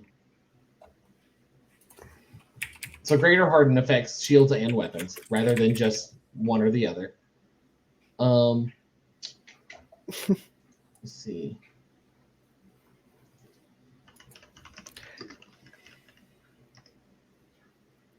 Phoenix Tears is 2 white strips.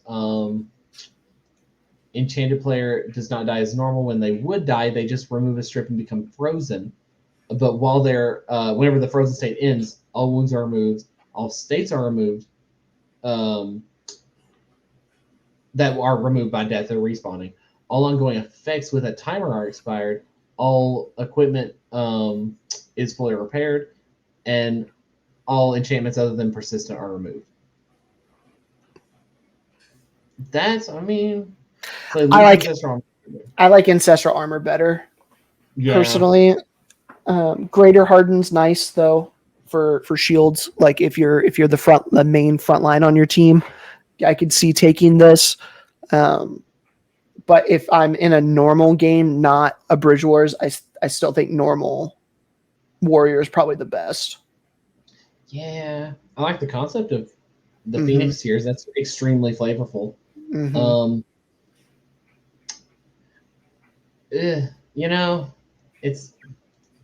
like it as a concept, probably not better. Yeah, I still think S tier class though. I think the best melee. That has not changed. Yeah. All right, last one, almost finished. Fireball for Wizard is no longer wounds kill, but instead uses a player hit die language of Sphere of Annihilation. This means it will bypass blessing against wounds. Little buff, sure. Yep. You can now purchase Force Bolt up to 8 times for a total of 24 Force Bolts. Why? All right. Cool. Now they need to let us have Force Bolt shotgun. Just Yep.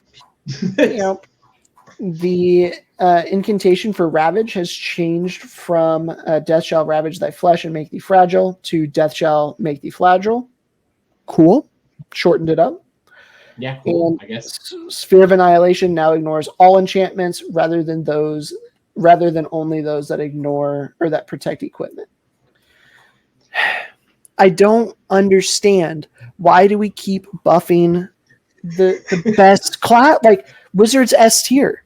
Like I think it is one of the best classes. Why did we buff this and Druid and I guess Warrior got just a little bit of a buff. Well, I don't count that as a major buff. yeah. But like, why are we buffing all of the wizards or all of the casters when we've already given them an innate buff and changing a core mechanic of the game by letting them recharge everything? It's so I don't understand. I don't understand the logic. It is in our blood to want wizards or mages in general to dominate the field, I suppose. I just don't like it, man. Like, they have been the best for this entire series of, all of V8, with the only melee that has ever been able to compete is Warrior.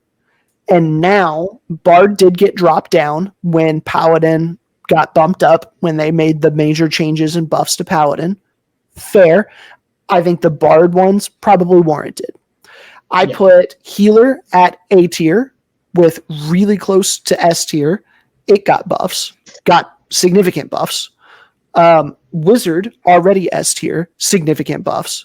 And then Druid, S tier, significant buffs. It makes no sense. I get that nerfing a class, especially now, it's been V8's been around for like 10 years. More than that, yeah. That it would make a lot of people very unhappy if these classes saw major nerfs. I'm sure tons of people would complain. They'd never hear the end of it. Can we look at the health of the game for just a second? Because let's be a little realistic about the health of the game. Mages are so unbelievably powerful. I get it. Mages also have a really low skill floor and a really high skill ceiling. So I guess if your area just isn't hitting that skill ceiling and you're not seeing it yet, I get it. I get that you could just not see the potential there. I promise. A PSA, the potential is there. It's happening. It is affecting us all. Please nerf them. Yeah, and not even. I don't even want them to nerf these classes. Just stop buffing them. Like we have buffed Druid in almost every single major patch for years. It's like, why? Why? It's been the best. We've all known it's the best. And in the time of recording this, every single martial class, we're like, oh, is this a buff? Could it be a buff? And most of the time it's no. And then we see the mages, we're like, oh, a hands down buff. Great. And it's not even, again, I can't overstate how big the spell casting changes are to where they will be able to charge all of their stuff back up to full. And then we are giving them additional buffs. We should have done one or the other. And then do just the spell casting change and then let it ride for a year and see where it goes. Yeah. And actually, can't we didn't it just change that we can actually propose fundamental rules changes more often now? We wouldn't even have to wait a ton. If we saw that was good immediately, we don't necessarily have to suffer those consequences. But I guess silver lining with that note, a lot of this could also be reverted if it was too powerful. So only time will tell, but Fingers crossed. Yeah. Cool. Well, if you have made it to the end of the video, we appreciate you. Thank you for hanging out. Let me know in the comments down below if you would like to see Parhelion back on for a tier list after we get some more reps in with these. And let me know which class do you think got the most love and which one got the least amount of love. I'd love to hear y'all's take on that. So with that, Parhelion, thank you for joining us. This was fun. I hope it is helpful. everybody, feel free, share this again to park pages, Discords, Kingdom pages.